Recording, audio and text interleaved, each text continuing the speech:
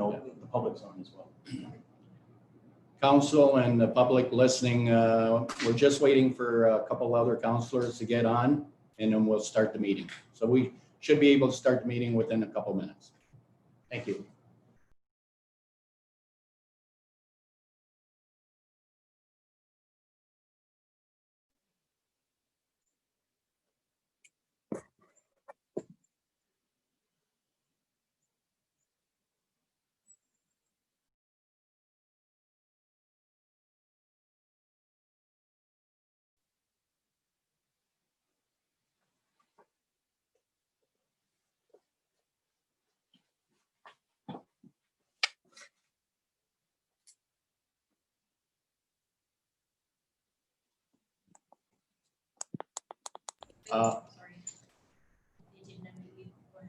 Okay, before we start the meeting, I want to bring an item forward just for information purposes. The mayor's office can speak on issues before the meeting, during the meeting, and after the meeting. I checked with the integrity commissioner. I don't know if I spoke to every one of the councilors and told them the situation. Point order was called on me by Councillor Bondi at the before the closed meeting. So I just want to bring council up to date. As the mayor, I'm allowed to speak. So with that, I'm going to call the meeting to order. Closed meeting report, no closed meeting. Any conflict of interest amongst the council members tonight? No conflict. Seeing that, I'll turn it over to Rob. Thank you, Mr. Mayor. Adoption of published agenda is next. That the published agenda for the September 21st regular council meeting be adopted as presented or amended. And through you, Mr. Mayor, the clerk's office just has a couple of additions. Firstly, we're looking to add Miss Elise Harding Davis as a delegate. Miss Davis is here to speak to item 15.2.2, which is the notice of motion that August 1st be declared as Emancipation Day in the town of Essex. And so accordingly, Mr. Mayor, we're asking for council's indulgence that 15.2.2 be moved up to 6.1 as our first delegation this evening. And then secondly, Deputy Mayor Merlosh has a notice of motion for presentment. So we're looking to add that as item 15.3.2, and I will present, or the Deputy Mayor will present the motion at the appropriate time. Thank you. It's up to council. Council, are you in agreement with this? Okay, so all in favor? Oh, we need. I need a motion first. I need a mover. Councillor Vanendel and Councillor Bowman, all in favor? Thank you. Mr. Mayor, is there a closed meeting report update from our Monday meeting? Oh, geez. Yep. Yes, there is. Thank you. Through you, Mr. Mayor, and my apologies to council. Yes, council did meet in closed session last Monday. They met pursuant to section 239(2) of the Municipal Act. And they moved into closed section to discuss personnel matters involving identifiable individuals. And at that meeting, council did give direction, and that's the extent of my closed meeting, or my closed report. Thank you, Mr. Mayor. Thank you. Good, Councillor Bondi? Okay, thank you. Item 5, Mr. Mayor, that the minutes of the regular council meeting of September 8th, 2020 be adopted as circulated. Have a mover, please, for this one. Councillor Bjorkman and Councillor Darren, all in favor? It's carried. Thank you. 6.1 on the agenda, as revised through adoption of published agenda, is Miss Elise Harding Davis. Miss Davis is an African Canadian heritage consultant and one of the foremost authorities on African Canadian history and events. She's looking to be a delegation and to present in connection with the notice of motion that August 1st be declared as Emancipation Day in the town of Essex. And that is a notice of motion moved by Councillor Bondi and would require a seconder. And through you, Mr. Mayor, I'm advised that it does not appear Ms. Harding Davis is with us. I don't know if she's going to be joining us shortly, but she doesn't appear to be having joined us in the meeting just yet.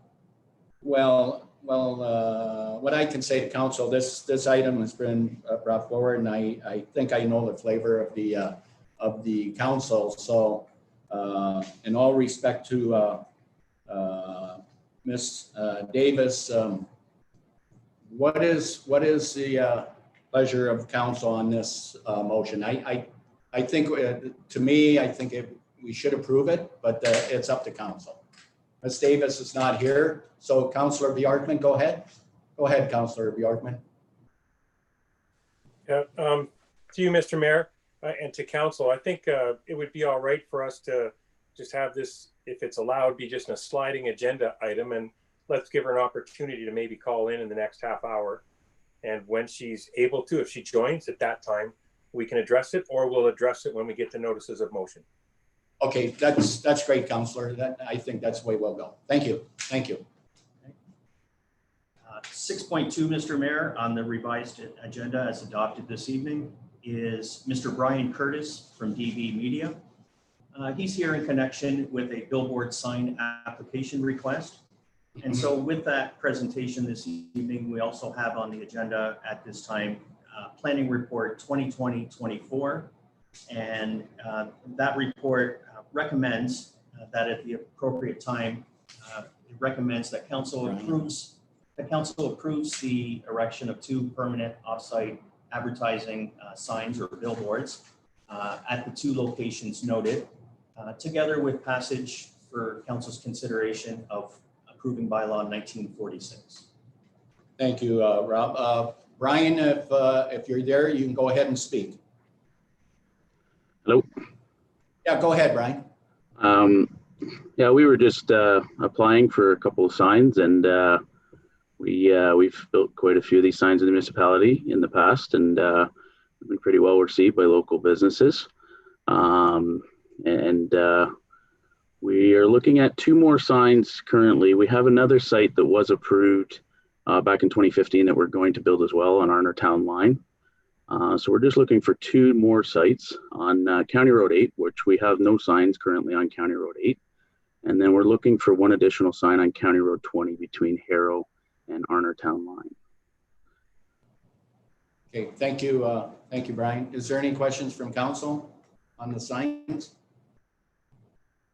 Seeing none, we'll go right to. So through you, Mr. Mayor, unless council has any further questions, looking to receive the presentation, approve the application together with passage of bylaw 1946. Councillor Verbeek. Oh, thank you. Through you, Mr. Mayor. Thank you, Brian. Thanks for joining us tonight. I was reading about your signs, and I was just wondering, like, are these just the billboards? Are they also election signs? No, these are just billboards. We, as you know, in the past, we've had a lot of issues come up and down over election signs, and so that jumped out at me. Yeah, these are just billboards for like businesses and whatnot. We had an issue last election when we had a councillor or someone that was running for council that wanted a billboard.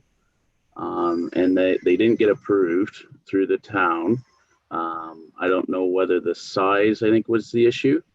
So we can't, from what I understand, post an election sign on one of our signs in the town of Essex. That person did buy a sign from us in Kingsville across the road, but they did not buy a sign in the town of Essex for an election. Thank you, Brian. Any other questions from council? Councillor Van Dolen, you had a question, go ahead. Yes, Mr. Mayor, thanks through you to Mr. Curtis. Yeah, I think you run a really good business. You know, this council has been talking recently about how media are changing, and billboards have become a lot more important. I've heard from business people that they really need billboards. It's important. I think that we approve more of them. There's one going a few hundred feet from my house on the Arner, and I'm quite good with that. I'm fine. I wonder is there a limit? I mean, as much as I support these signs, we should probably start thinking now that more are going in. there's going to be a limit at some point. People are using them more often. More of them are being built, and we should just talk about that. I'm fully in favor of approving these two, but we should talk about the maximum number that we want. Thanks. Thank you, Councillor. Anybody else from council? Rita, you wanted to speak on the issue? Go ahead. Go ahead, Rita. I just wanted to respond to Councillor Vanderdolen on that matter. So we do have established policies for billboards, and we establish a certain distance between billboards. So we can make those amendments to our sign bylaw if it's the wish of council, in order to establish a minimum for billboards specifically, because currently we don't acknowledge them in the sign bylaw. And again, they have to appear at council for every time there is a request. I don't think it needs to be a part of tonight's proceedings. I just wanted to bring that up on our way to certainly approving this. Thank you. Thank you, Rita, and thank you, Councillor Vanendel. Any other questions? So I'll need a motion to receive the presentation and to move the recommendation. Councillor Verbeek and Deputy Mayor Malash. All in favor? It's carried. Thank you very much, Brian, for the presentation. Thank you and have a great day. You too.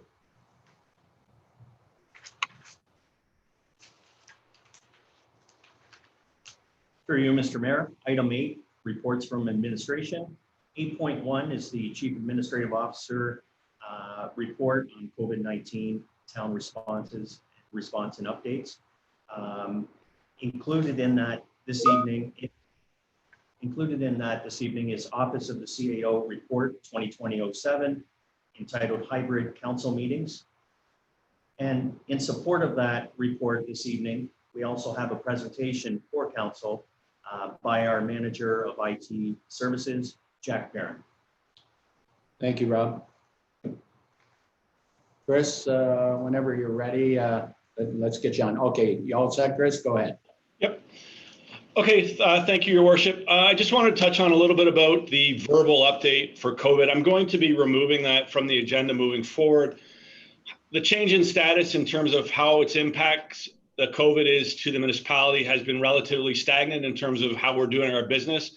Any changes that we're bringing forward with respect to, facilities or whatnot, from this point on, again, because of the not so dynamicness of COVID, can be done through a report. So I'm going to remove the verbal update section moving forward now. So on that note, though, with respect to the report, council, we had talked about options to get back in person. I'm going to let Jack Barron, our Manager of IT, present the PowerPoint to you. There's good information in there. There's some challenges that we faced, and then it speaks to some of the solutions that are identified in the report. Following his presentation, I'm going to quickly, summarize on my end, and then we can get into a discussion and see where we land. Thank you, Chris. We'll go directly over to Jack now. Thank you very much. Through you, Your Worship, I'd like to just welcome everybody this evening and thank you for the time to do this presentation. So this is an overview of the findings. We've worked together with a group of us, the Clerk's Department, different directors, and we've really brainstormed as a team to kind of come up with these ideas. So next slide. So this is what our council meetings were pre-COVID. Everybody at the county building. Next slide. So we had live video. The council meeting was filmed. So the pros were it's an open public meeting. Council delegates were all in one location. It was very minimal work for staff, easy to manage, easy to maintain. We could fully edit. There was a fully edited copy of the meeting posted about 48 hours after the meeting. And it was a fairly polished product. The cons of the live meeting being filmed were there was an ongoing cost to this, And occasionally there would be some technical AV video issues. Next slide, please. So all of a sudden, March hits, and this is our world. Next slide, please. We had to switch over to Zoom, which we're continually doing. So the pros with Zoom are, it's very easy to maintain and manage for our staff. We've gotten pretty good at it. It's live streamed to the world via YouTube, and it's being currently used by most municipalities, and it's pretty cost effective. The cons are, there's no in-person live component. There are some technical issues for council and delegates connecting, as you know, we've encountered every now and then through meetings, and councilors are all at home. Next slide, please. So our goal for the town is to have a live productive meeting of council, and this ensures our transparency to the public.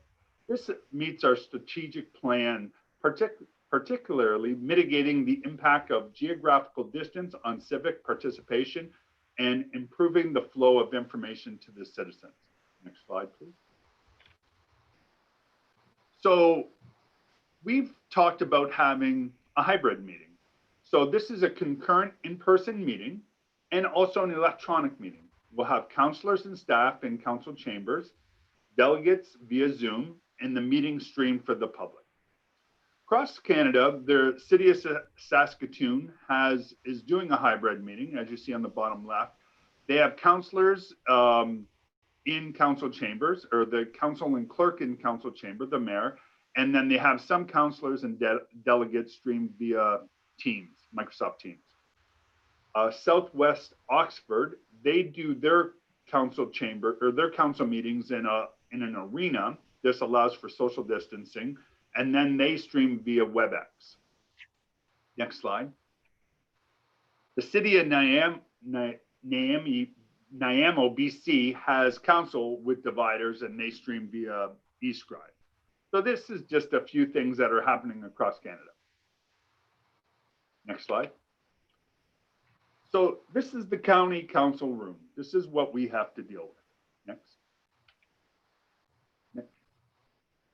So the challenges for us is the size of the room. We have to integrate with the county audio and their video system. We have broadcasting the agenda on the overhead screen. Then we have to integrate remote delegates. Then we have to bring in the remote audio for Zoom participants. Another challenge is dealing with the county Wi-Fi network. Then we have our equipment that must be maintained by our staff. And at the end of the meeting, we have to pack everything and bring it back to town hall. So everything has to be portable. So these are some of the challenges we face. Next. So what are our options? Next. We can bring in a production crew. Next.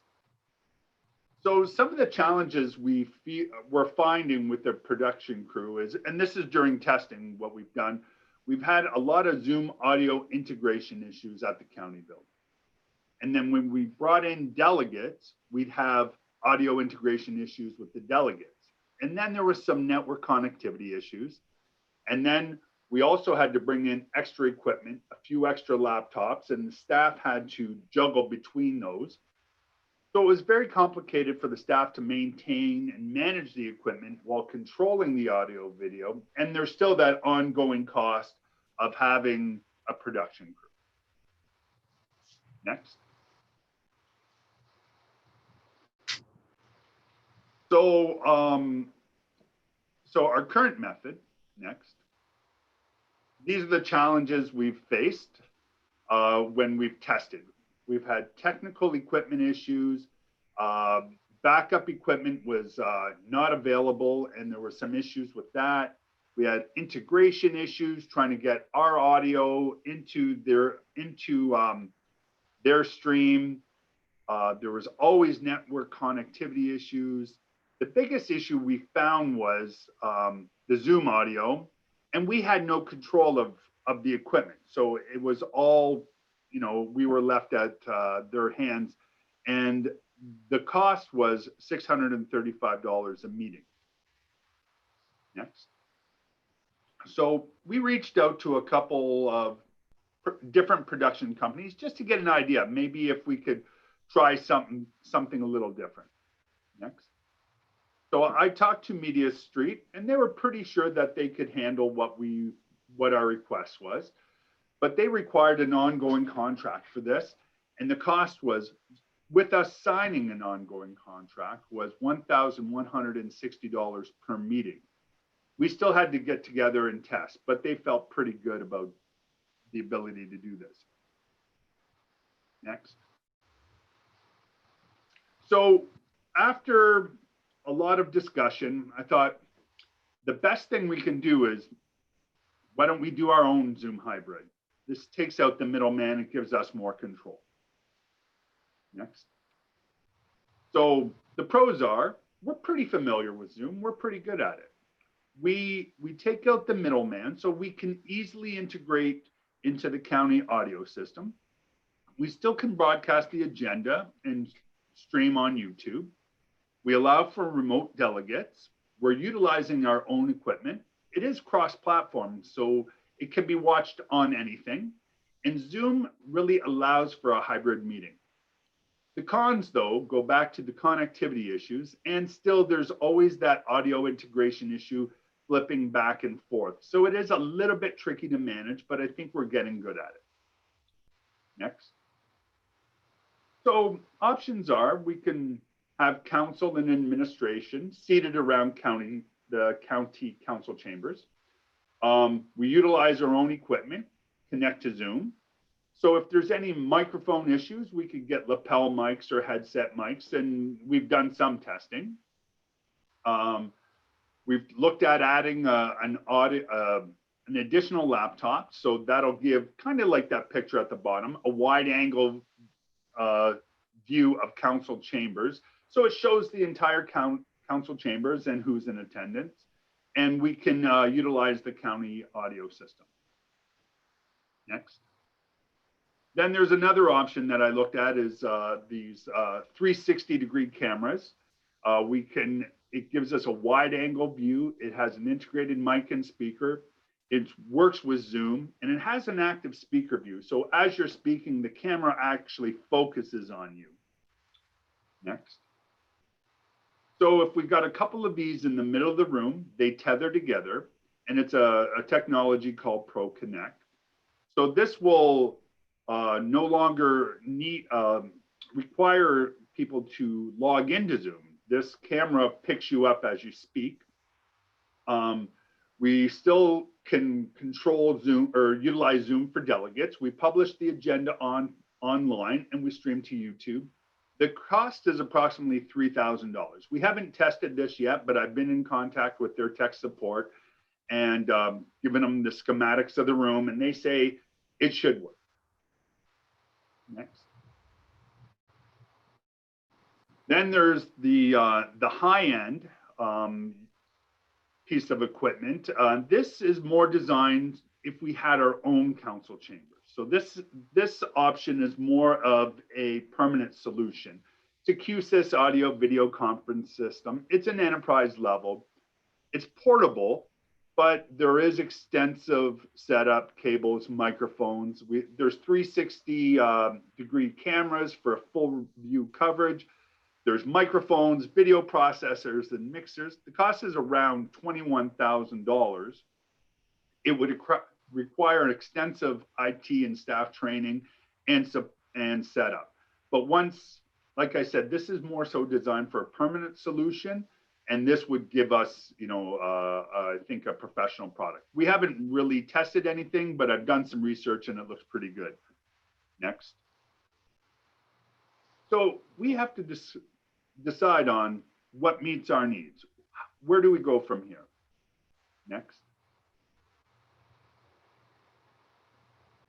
So my recommendation, or our recommendation, is that council approve a hybrid form of meeting for a regular meeting in the form outlined in the Office of the CAO's report 2020-7, commencing on October 5th, 2020. These meetings will be based from and held in the county of Essex Council Chambers. Good. Thank you. Thank you, Jack, Oh, there for we the go. present. Chris, you wanted to speak. Go ahead. Yeah, I think Jack did a great job explaining kind of where we've come. It's been a long road, but it's been a long road for good reasons. It's simply not as easy as plug and play that I found out. That's something that he would laugh at, because I'm like, why can't you just simply plug that speaker to that and away we go? It's more complicated than that. And then especially when you're trying to keep it live and have those delegates be able to zoom in and the audio there. So we've done a couple trial tests. The last test we did was very successful in terms of we had several staff at county council chambers that were acting as counselors and delegates, as well as delegates zooming in and staff zooming in as well. And everything seemed to work fine. So as Jack noted in his presentation, what we're looking, and again, this is all up to council, but the proposal would be that commencing October 5th, that it would just be the mayor and administration in attendance at the county council chambers. So we would have all staff that were required for that meeting and just the mayor. And then we would look to transition to council potentially the next month. So do that for 2 regular meetings, leave special meetings and any other meetings through Zoom, but just the regular meetings in October to be held at county council chambers with staff and the mayor. If it goes well, then you know, it would be up to council, but we would look to bring council to the next stage, I guess. So it would be council, staff, and delegates would still be zoomed in. So I think that the rest of it's fairly self-explanatory. It's a relatively inexpensive option for us to kind of tackle it and cut out the middleman in-house. And I think it allows us the opportunity to build and expand if we want to in the future. Thank you, Your Worship. Thank you, Chris. Questions from council? Councillor Verbeek, go ahead. Thank you, Mr. Mayor. I'm sure there's lots of questions, but the first one that pops into mind, I'm assuming we're looking at the Zoom hybrid 1 or 2 and not 3 or 4, right? Probably, because they haven't been fully tested and there's quite a monetary amount attached to them. But my first question is just, so in this hybrid Zoom meeting, we go back and it's the second week of November, and one of us get the phone call that through the contact tracing that we have been exposed to the virus. And so we have to shelter in place for a little while until we get clear test results. But we're not ill. Are we able to zoom in while the rest of council is actually in chambers and still participate?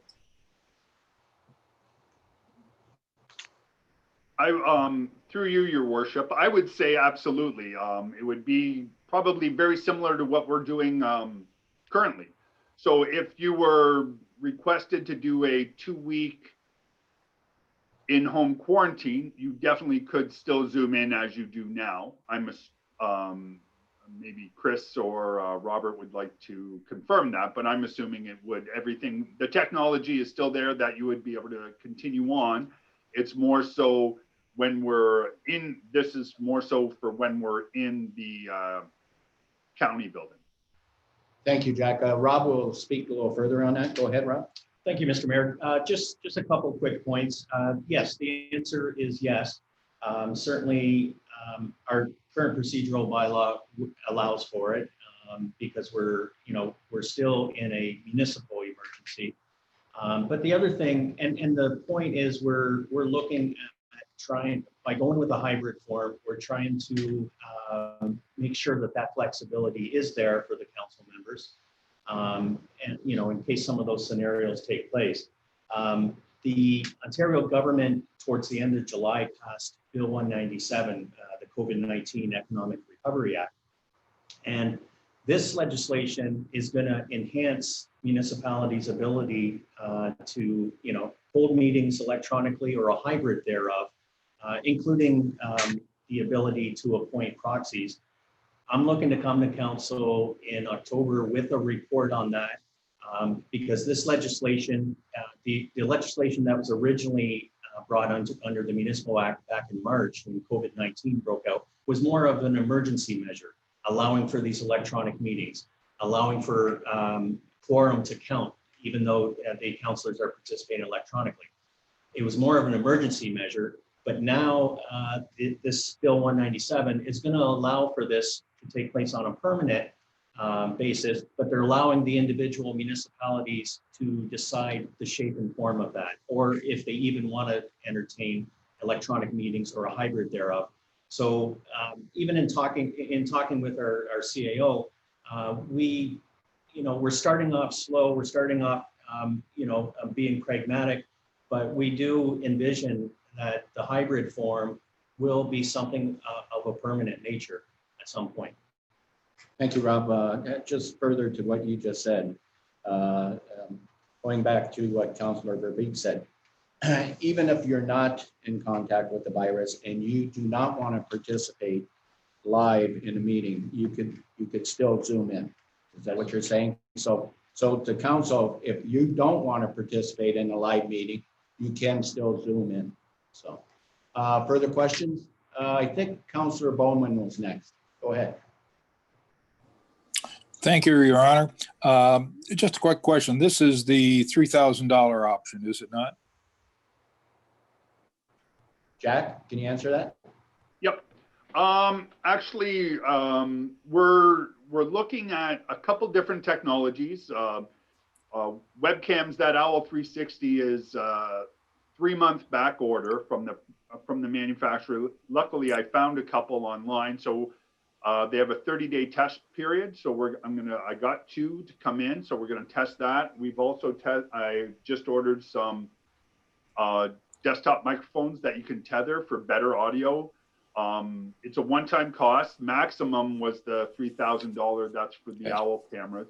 So we're still continuing to test different technologies to ensure there's clear audio, clear video, and also to reduce the amount of technological administration on the clerk's end, flipping back and forth. We want it to be easy and seamless as possible. Thank you. Thank you. Thank you. And I think it's a great idea. Thank you, Councillor. I think Councillor Guerin was next, and then Deputy Mayor Malash. Thank you, Mr. Mayor. Yeah, so I just want to clarify then, this is something that administration is asking of council, basically to not go back to the way we used to do our meetings pre-COVID. This isn't a short-term thing until we get through COVID. This is a request to do it hybrid permanently moving forward, correct? Go ahead, Chris, you can answer that. Through your worship, I don't know if I would say that, Councillor Guerin. I would simply say that, I guess, in the times that we're in, moving to a hybrid, if council, we're presenting options, so we can move to a hybrid. If council wants to move to a hybrid system, that's what we've heard. How permanent that becomes, I think that depends on the environment of what's happening in our community and what's happening with the pandemic. So the option is there to open it up to having council and staff for council to take, and I guess we'll leave it at that. So to say that it's a permanent option moving forward, it can be if that's council's choosing, but I think that all depends on how we make out with this thing. Okay, so then further to that then, what were we paying for our meetings per year pre-COVID? How much were we spending a year for everything we were getting? Through your worship, I think Mr. Roger will be answer that specifically, but I think it was $650 a meeting, so 2 meetings a month, $650. I don't know what the total is, but you're probably looking at just between $10,000 and $15,000 a year. If $650 a meeting, you're correct, Chris. And further, Rob, through you, Mr. Mayor. Yes, it's $650 a meeting, so two meetings a month. So you're looking at about 15,000, and then on top of that, there's the rental of county chambers, which I believe is $700 a meeting. Okay, so if we Yeah, so if Yeah, we go ahead. pull out we got a rental anyways, one way or the other, so 15,000 a year. And looking at the options 1 and 2, there's no numbers next to it, so how minimal is the cost associated with doing this? And that's one thing I had, and then the other thing is, if we're gonna be in council chamber live, still having to have our iPads being used for Zoom, then we won't have our iPads for our own use during our meetings, correct? It'll be tied up running Zoom. Through you, your worship, that is correct. The options 1 and 2 were just more so for, if required, lapel mics, and just additional microphones and stuff, just to ensure the clarity of the audio. The second option is having a camera in the room to give that wide angle view. We have a stack of laptops, so I grabbed a camera that we have, tested it, and it gives that live wide angle view of the county council chambers. So we had that as one of the tiles. The other options are the microphones and the cameras. That's a one-time cost, maximum, I don't know, we'll just say $3,500 at a one-time cost. That's for 2 360-degree cameras. Or if we look at the microphones, that's about $1,000 for these conference room mics. So the cost is very minimal for the technology. And depending on which way we go, if you're going with using your iPad during the meeting, yes, it will be busy during the meeting because you will actually sit in the county council chambers with your iPad on, zooming in to the meeting. The other with the 360 camera, if that technology works for us, and then we won't need that, but we don't have the 360-degree cameras. We tested with everybody zooming into the meeting, and that actually worked very well. The audio was pretty good. That was what Chris was talking about, and we've done extensive testing, bringing in audio, patching into county, patching their screens, sharing screens. We had a number of staff members at town hall, doing a mock meeting. But we all were on Zoom. Okay, so just last, through you, Mr. Mayor, last question then was, so options 3 and 4, if we happen to go that way, you've got $3,000 and 4 was 21,000. I'm assuming those are just one-time costs then, right?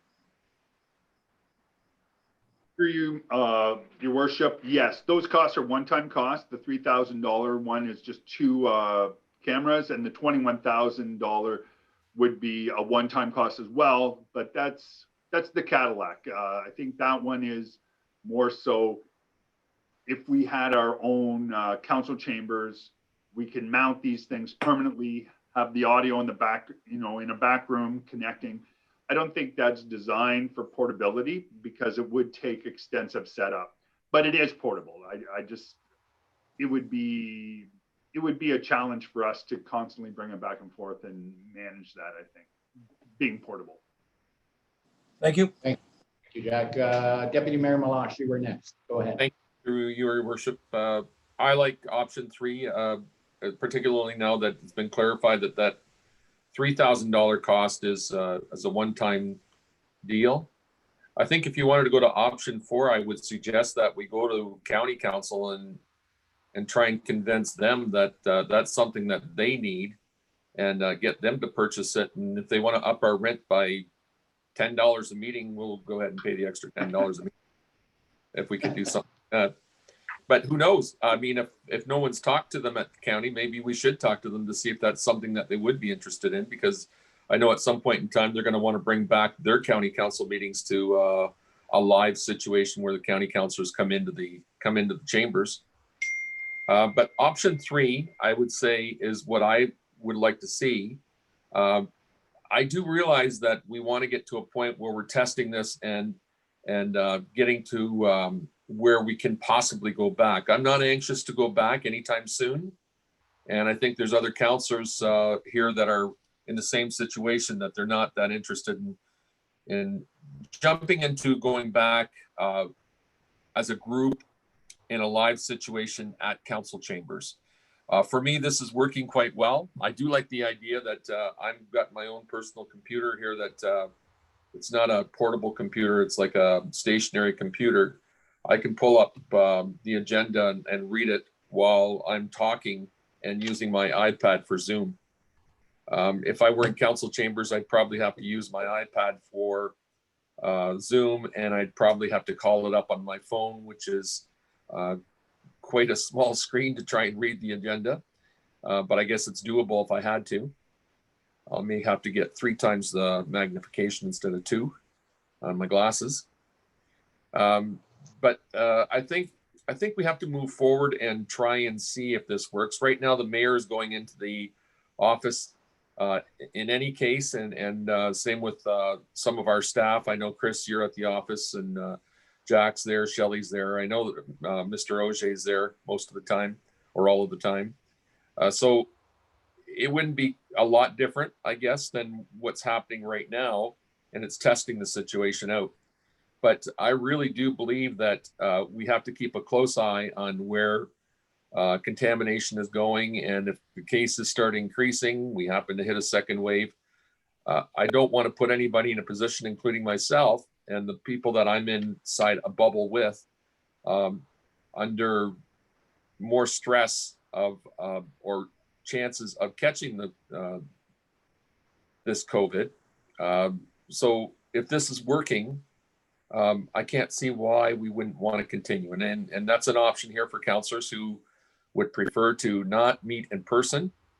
It's not that I don't want to see all you fine folks in person. It's just that I want to be extra careful and cautious. And that's what our science people in the background that are scientifically related to this COVID understand it well, are suggesting that we try and limit our opportunity for contact in any way that we can. This is one way of doing it, by having a meeting by virtual. So I'm in favor of going as long as we can with virtual. And as long as that's an option, I'm okay with whatever we want to do to test moving forward to get to when we get to the point that we want to go live and everybody in council chambers together. Thanks, Mr. Mayor. I like option 3. Thank you, Deputy Mayor Melange. Anybody else? Councillor Van Dolen, you're next. Thank you, Mr. Mayor. Through you, I also like option number 3. Unlike Deputy Mayor Melange, I wish we could all go back into the chambers next week, and I would do so. It's a really large room. We can not shake hands, wear masks, sit down, space out. And I think we'd be fine. Most of us, if some of us have, I think we're in double or triple risk groups, then maybe that should be the hybrid model, that those of us who feel safe in public do it, and 1 or 2 of us Zoom in, because there is a cost to these Zoom meetings. I mean, there is a bad and growing lack of connectivity between the council and lack of interaction, and I think it's affecting our work for sure. And I think we should get back sooner rather than later. I don't think we can run the town forever by Zoom. I think that's a bad idea. But we can't really control that. So yes, option 3, I think, would be a good way to go, and maybe hybrid us with most of us in the room and some of us staying home for the time being. Maybe we consider that. Thank you. Go ahead, Chris. You're next. Go ahead, Chris. Through your worship, thank you. Just another, I guess, comment on option 3, and that's really where administration is leaning that way. The nice thing about option 3, the potential to use it not only at county council chambers, but there's the potential that we could use it in other large meeting rooms when we're having meetings. So whether they're committee meetings or committee of adjustment meetings, we can take that owl and relocate it and potentially use it in an environment that works beyond just council chambers. So I think that's a benefit to that as well, that it won't be simply used for council meetings, and it'll stretch that dollar farther. Thank you, Chris. Anybody else from council? Councillor Bondi. Thank you, Mr. Mayor. I think we've had a lot of really good feedback from our residents during Zoom world, I would say. In the audio is much better. I've gone back and I've watched meetings before when we're in council chambers, and especially during items like recorded votes. If your mic's not on, people can't hear you. So residents like to see all of us on a screen. They can see, you know, how we vote, our body language, topics that are coming up. So I think those things are important. So I really like the option where we can stay in Zoom world. I do have some questions about, you know, how we're dropping verbal updates on COVID, because sometimes emails aren't always effective. So we are still in an emergency. So I do like those verbal updates, you know, that question and answer period between counselors, right? Like some of the things that have been coming forth from Harrow lately is the arena, right? The policies, the COVID policies using the arena. I think residents are just frustrated on what it takes to run an arena. And so there's a miscommunication, and to clear that air in council meetings is really helpful. So I'm sad to see that go. And I think I heard one number. I do have a question, but I think I heard one number and I'd like clarification. Is it actually $700 to rent the county council chambers? Mr. Mayor, through you to our CAO. Well, you can answer that, Rob. Go ahead. Yep, I believe it's 700 per meeting, right? 6. Wow. Thank you, Mr. Mayor. That's a lot of money. Hold on, Councillor. We're going to get the exact figure. Chris, have you got the exact figure on what it is per meeting? It's a monthly fee, and I believe it's somewhere around $600. Yeah, right around between 500 and 600, Councillor. Okay, well, that might be for 2 meetings then. So that, okay. And I'm wondering if our IT department has any burner, like I always have another iPad or a laptop. If we have any burner iPads hanging around or burner laptops that, like, I don't want to be just using, like, I'll bring my own, but if other counselors don't have it, but it would be nice. We do need to have the agenda up on a screen. So I don't want to just have the iPad and not have anything else. And I don't really want to have paper. So I appreciate the ideas. It seemed like when I was reading the report, it seemed like somebody had an aha moment, like, let's go to council chambers and Zoom. And it was like, oh, that's a good idea. So I think it's kind of fun. And one last question to the CAO. What are other towns doing? Are any towns going back to in-person meetings yet? And thank you, Mr. Mayor. That's all. Go ahead, Chris. Can you answer that? Through your worship, I've heard varying from varying municipalities. I've heard some councillors, I think in between each council, it's divided. I kind of say like religion and politics, I think it's divided that way. But in terms of, like I said, I've heard some that want to get back in person, some want a hybrid, some want to stay home. So it's a mixed bag, Councillor Bondi. Thank you, Chris. Councillor Bondi, if you can you brighten up your room? You're very, very dark there. We can hardly see you.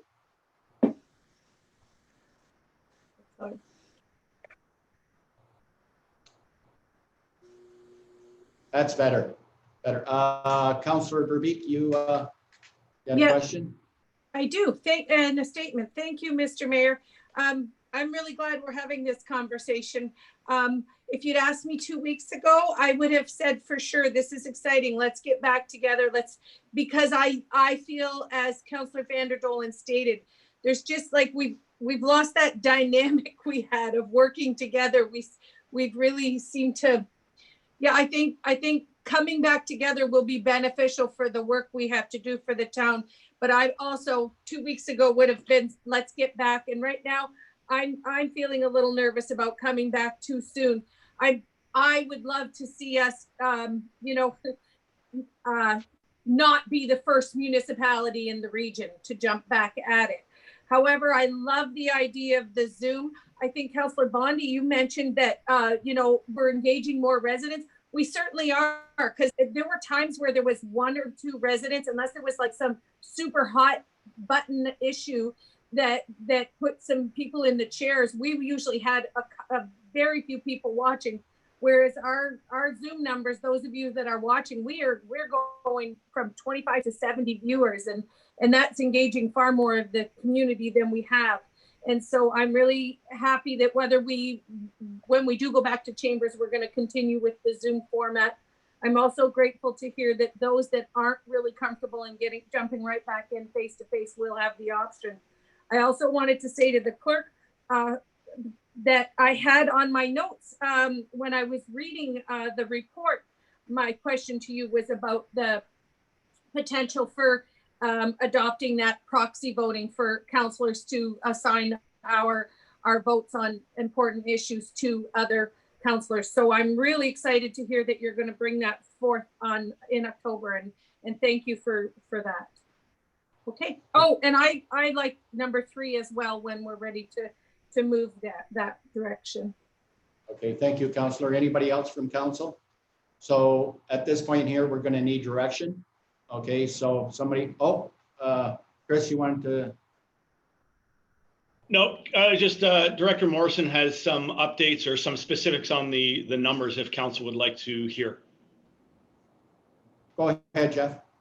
Through the chair, it's $250 per meeting plus HST for the room rental and approximately $635 plus HST for video streaming.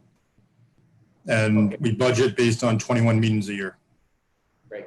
Thank you, Jeff, for that info. We need direction from council. What's council's pleasure here tonight? I need a motion for some direct. Councillor Vandenhulle, go ahead. Want to state your motion? Through you, Mr. Mayor, that council move to a hybrid system, option 3, and continue Zooming with some staff with administration in council chambers and bringing us on gradually. Okay, thank you. I need a seconder for that. Just option 3. Councillor Bowman's a seconder. Any discussion on that motion? All in favor of that motion? It's carried. Thank you. Thank you, Jack, for the report. Thank you.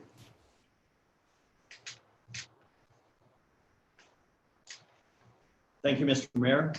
Next on the agenda this evening is 8.2, Drainage Report 2020-10. Appointment of an engineer under Section 78 of the Drainage Act to replace a bridge on the Long Marsh Drain for receipt, and that council appoint Root Engineering Incorporated. Need a mover, please, Councillor Bowman. Seconder, please. Councillor Bondi. All in favor? It's carried. Thank you. 8.3, Capital Works and Infrastructure Report 2020-07, Engineering Services for Bridge Rehabilitation for receipt, and that council awards the engineering services to RC Spencer Associates in the amount of $50,000, $371.20, and that council approves the additional funding of $10,371.20 above the approved 2020 capital budget from the town's asset management lifecycle reserve. Need a mover, Deputy Mayor Malash and Councillor Bjorkman. Any questions on this one? All in favor? Carried. Thank you.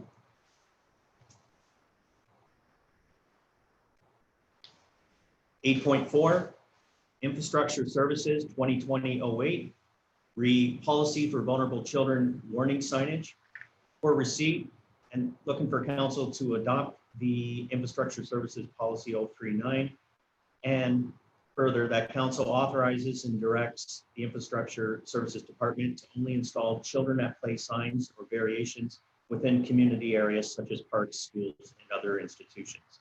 And I believe Mr. Mayor, our Director of Infrastructure Services, is looking to speak to this. Yeah. Go ahead, Kevin, if you'd like to speak on this issue, please. Yes, thank you, Mr. Mayor. Through you, what I wanted to do is just present this report to council. I know that this was an issue that was ongoing previously, where we had a discussion about vulnerable children signage in the town. So before you tonight is the policy drafted by myself, including the application for initiating and applying for vulnerable children signage within the town. In addition to that issue, we also wanted to bring attention to the children at play signs. Basically, we had the discussion at the previous council meeting where we discussed vulnerable children signage, but we never really came to a final resolution or direction when it came to children at play. So, excuse me. So what I did was I actually prepared the report using some fact-based and scientific evidence from the Ontario Traffic Manual and some of the common practices within the region as far as children at play signs are used and addressed within municipalities. So children at play signs are typically installed in playground areas. So what we're recommending is to install children at play signs only in areas where children tend to congregate, such as schools, playgrounds, and those types of facilities, to be consistent with the Ontario Traffic Manual. I'd be happy to answer any questions as well. Thank you, Kevin. Questions from council? Deputy Mayor Meloche, go ahead. Go ahead, Deputy Mayor.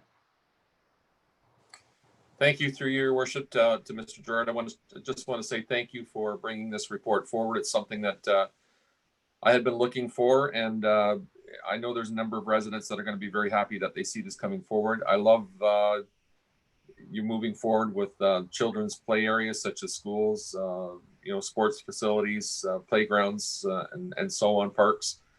I think this is something that residents really wanted, and it's nice to see that. Just one question with regard to the 5-year term of the sign. Will the town contact the applicants before they take the sign down to ensure that we're not taking it down prematurely? Through you, Mr. Mayor, we are going to try and do our best to track. We are working on a process internally to track the signs on an ongoing basis. So if you take a look at the application, we did note basically like an expiry date of the application. It is the residents' responsibility to approach us every 5 years, but we're going to try and fit it into our process to make an effort to contact those people. It's just that sometimes the issue is that they've moved or it might be a new resident. So in those circumstances, we needed to put in the 5-year time frame just to ensure that it was going to be just looked after. Right. I was just thinking of instances where, if you called the number that's on the application before we took the sign down, it'd be redundant work if we took the sign down and then all of a sudden the parent realizes, hey, they took the sign down. Then they call in and say, hey, I'm still here with my child. They're still in need of that sign, and we've taken the sign down. Then we have to go back and sign up again. So that was my only point. But thank you again. Awesome report, and thanks for bringing this forward. Thank you, Deputy Mayor. Any other questions? Councillor Bondi. Thank you, Mr. Mayor. Great job, Kevin. Considering I think you took some time off and went and got married, I don't know how you were able to pull everything off. So congratulations. So I think we're talking about two different types of signs, the children at play signs. I do think some of our residents might be disappointed that every neighborhood can't have them, right? I did post on my Facebook, and people in my neighborhood, that's where children congregate, right? Like they think that we should have them in neighborhoods where kids are. And I know the points of view from the traffic manual and administration, where if we have too many of them, they kind of lose their focus or their strength, I guess. So that one, I do have to agree with the recommendation, although I do know that there's going to be a lot of parents that have children outside. I've seen them all over wanting caution children playing in neighborhoods. So the intent of our caution children playing signs will not be in neighborhoods anymore. So that's a message that we have to make sure resonates with our residents. So the other one, the vulnerable children playing, this one, I don't know if there's any appetite with council. I've done a little bit of legwork with some vulnerable populations in our community, and seeing that the doctor's note, I understand the need for a doctor's note, but I think there's a word in there that says that they have to have a doctor's note with details, like a physician statement identifying the extent of the disability. I really don't know how much business it is for us to know the extent of a disability. Like, I've gone on third-party insurance with work, and it's just the person says, this person has a disability. I don't know if the extent is any of our business. That makes me a little uncomfortable. And also, I would love to see council, and I know that the report is going with the Ontario a Disability Act, but I think that the age of 13 is a little low. Like, children, whether it's autistic or hearing impaired or visually impaired, at the age of 13, they're still children. And it's like, once they turn 14, it doesn't just magically go away. So, and remember, autistic children may even be at a lower age developmentally. So I would love to see the age go to 16. And I would love to change the wording of that doctor's note. So children, parents who have children with disabilities have to fight enough for everything. There's tons of red tape. And this is just one thing I think it could make it a little bit easier. So just on those comments, just looking if council will make the wording on the doctor's note a little better, or just less restrictive, I guess, and change the age.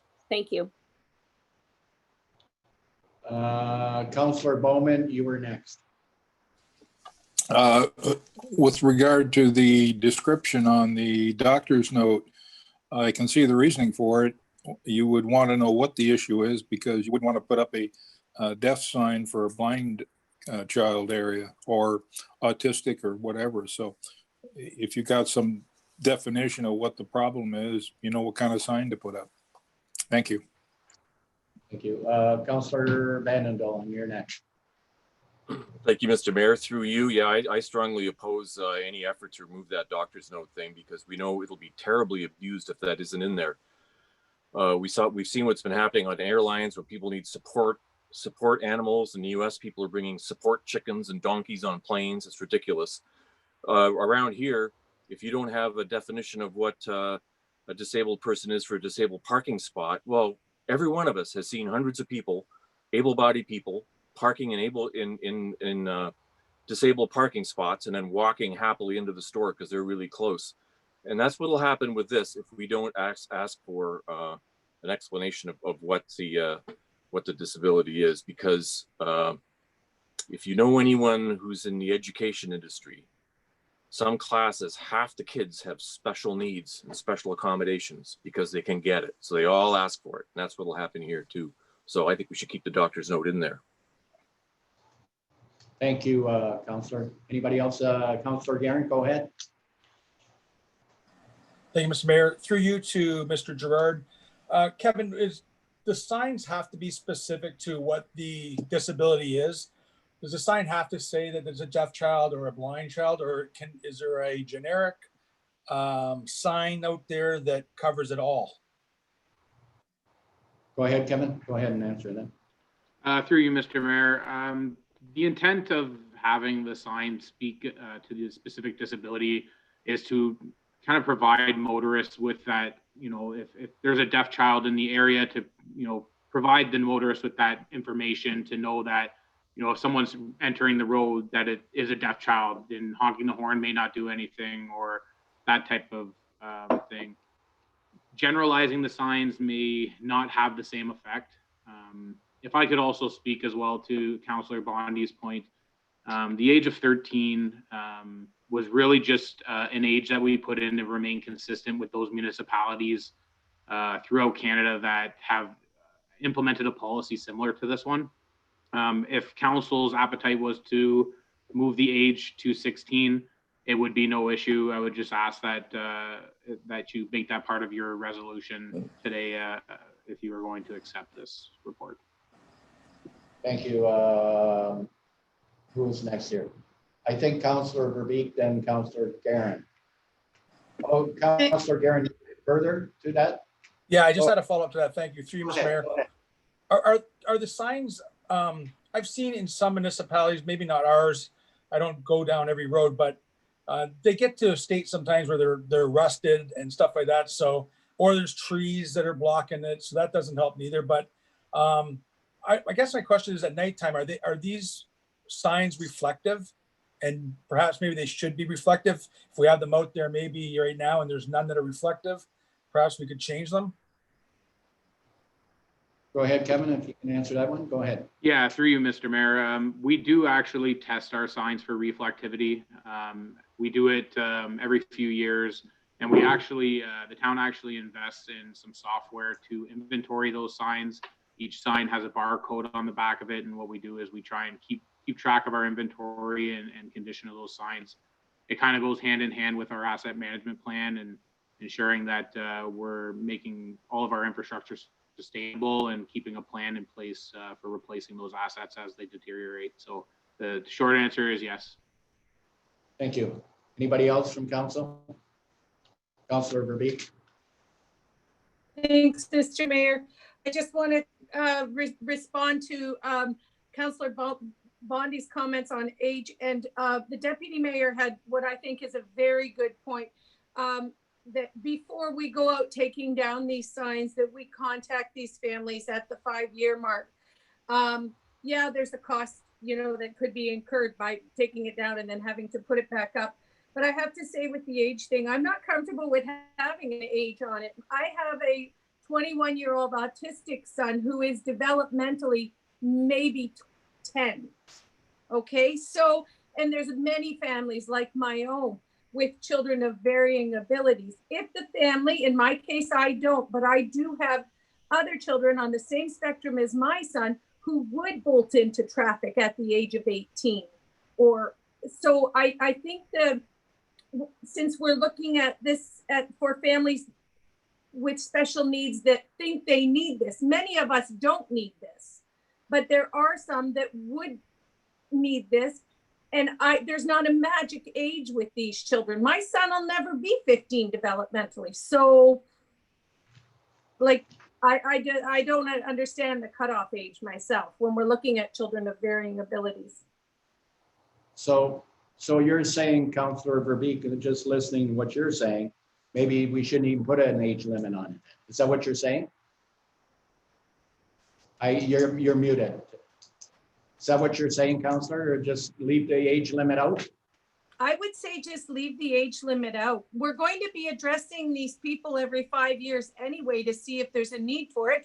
If you have a child that's become 15 and the bolt risk is gone, to be honest, it was probably it took me till he was 15 or 16 till I could eliminate that risk. But we had it all the way through grade school and into high school. And some families have that. Thank you, Councillor, for your input. Anybody else want to speak on this issue? Councillor Bjorkman, you haven't spoke yet. Go ahead. Yes, thank you, Your Worship, and it's a very good conversation. To Councillor Verbeek's point, this is very individual, but I think what we can do is we still need the rule. And you go by the rule, and then we're checking every 5 years, and we have the ability to say, no, this family is still in need of this. But if we don't have a rule in place, then we don't have the ability to just take it at a certain time or just check there's nobody that house anymore. This has changed or the age. So I think it's important to have the rule, but then the ability for those families that feel they need it, when we contact them, we don't take that sign, they have the ability to keep that. To Councillor Bondi's point of the doctor's note, I have no problem with having a doctor's note that says this child needs the sign. There's a reason for the sign, and a general, if it's for deafness, if it's for blindness, if it's for being on the spectrum. But as far as the question sounds like it's looking for all kinds of detail, and I don't think that's necessary. I do agree with identifying so that we can give you the proper signage. But as far as that's all the detail that's needed. It doesn't need to be more than that. So it just sounds like that question goes a little far, looking into that private part of the health industry there. So I would be fine with leaving the sign at the age where we have it, but then the ability to interview those families and say, do you still have that need? And if they do, that we make a special dispensation for that family to allow it to stay. And as far as the question goes, a very general question about the the reason so that we get the right sign to that family. Thank you, Counselor. You were the last one to speak. Counselor Bjorkman, did you want to give direction in that form? Certainly. So I'll make a motion to receive. Now, I don't know, what were we asked to do as far as this report tonight? I can't see my agenda. Through you, Mr. Mayor, to receive, to adopt the policy as presented, and to authorize and direct infrastructure to only install children at play signs within the typical community areas such as parks, schools, other institutions. So I will make a motion to receive it and to accept the recommendations with the change that the question as to, for the doctor's question, is a general question of what the ability, I don't want to use the wrong words, I can't think of the right word, but the correct way to say what their ability, the lack of ability is, but a very general question, so that we get them the right sign. Just that they need it, right? Yes. Not why. So I don't know what the right wording is there. Maybe Councillor Bondi can help me there. Okay, thank you, Counselor Bjorkman. Counselor Bondi?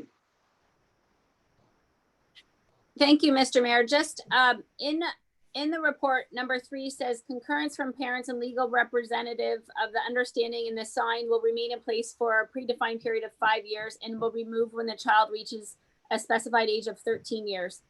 Can we work on that language, and the parents will be called when the child is 13 to see if the sign is no longer needed, so that it's automatically not gone? Like I believe our deputy mayor said, you know, the signs are just removed and then we have to put them back.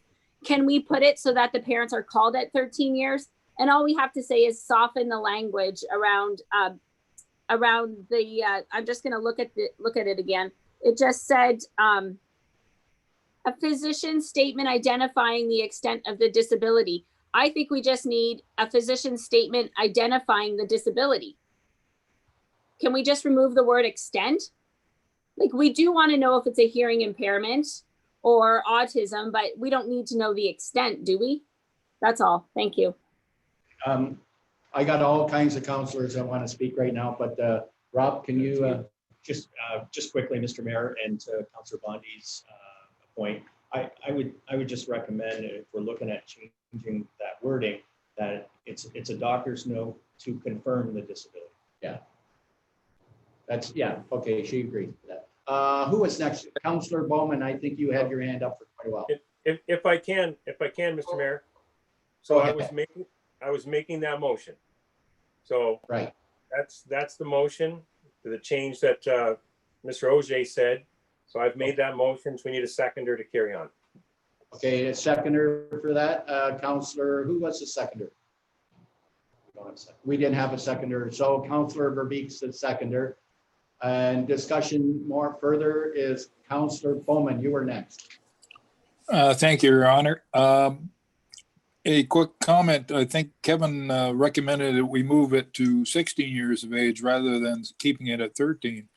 I would take moving it to 16 would be a good, say, friendly amendment, if the mover is okay with that.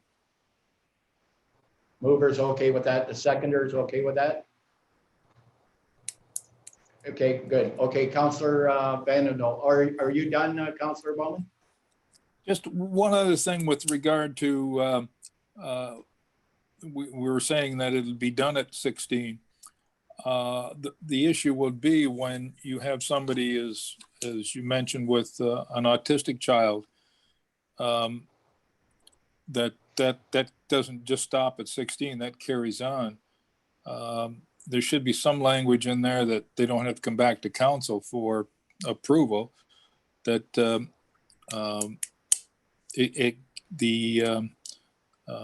can be an extension past the 16 if there are, and I want to use the right term, but probably mental deficiencies or something to that effect that would carry on, that allow them to keep moving forward with that to their later ages.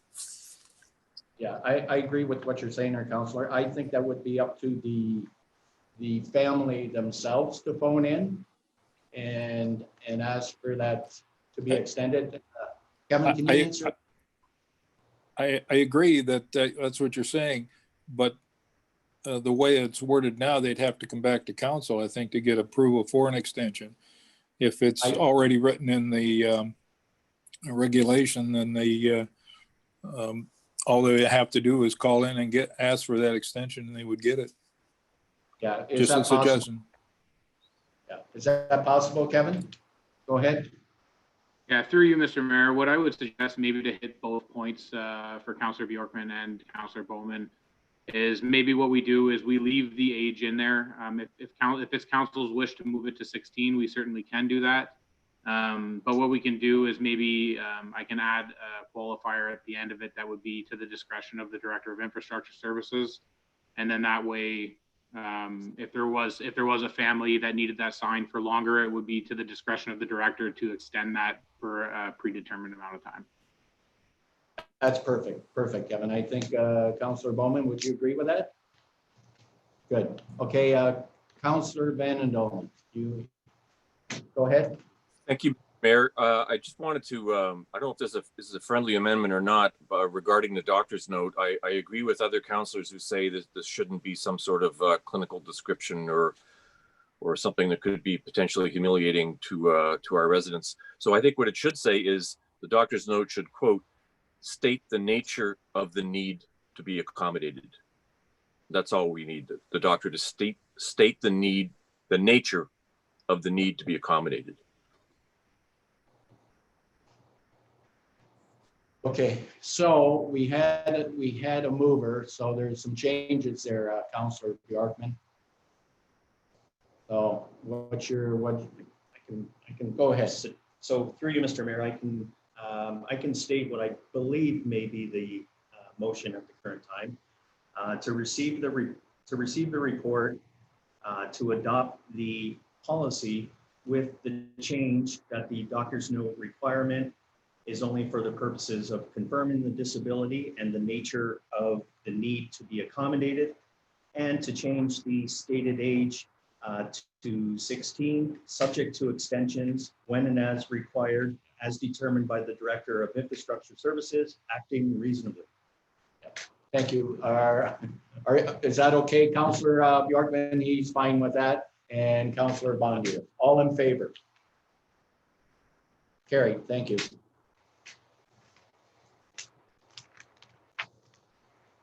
8.5 on this evening's agenda is Planning Report 2020-21, release of securities for Pollard Herald Development. That said report be received and that performance securities in the amount of $183,000 or $22.41 be returned to the developer. Have a mover, please, on that one. Straightforward, Councillor Bjorkman and Councillor Guerin. It's nice to say I go by there and I see sold signs on ones that's up already, so which is great. So any discussion on this? Councillor Bondi, you had discussion on this one? Yes, please, Mr. Mayor. I see that the report mentions the dry pond, and I did get a call today actually with a question about the dry pond. Can we talk about if any of our administration knows how deep the dry pond's going to be, and is it going to be used for the driveways, the east troughs, storms, or is it going to be dry most of the time? Does anybody have any details? Because it's been too long, I forget, please. Go ahead, Kevin. Yes, through you, Mr. Mayor. The pond itself, the shape, the depth, exactly what it'll look like is as it is constructed out there. The only remaining item left for the pond is to finish the topsoil and do the seeding. That should have been started already. If it hasn't, then we'll be following up with the developer. As far as it goes for private drainage, as you know, private properties are to control their own stormwater, which includes the rear yard catch basins, eaves troughs, side yard drains, and those are all directed into the sewer that is on those 3 streets. And then it is directed in certain events to carry the one in 100 year storm into the pond. So the pond will only actually retain water, or it should only actually retain water in events that are greater than a minor storm event. So whenever we get a large rainfall, you'll start to see that pond increase in depth for water, and then it should drain naturally as the drains start to catch up from the minor or from the major event. I hope that answers your question. Let me know. Thank you, Kevin. Anybody else?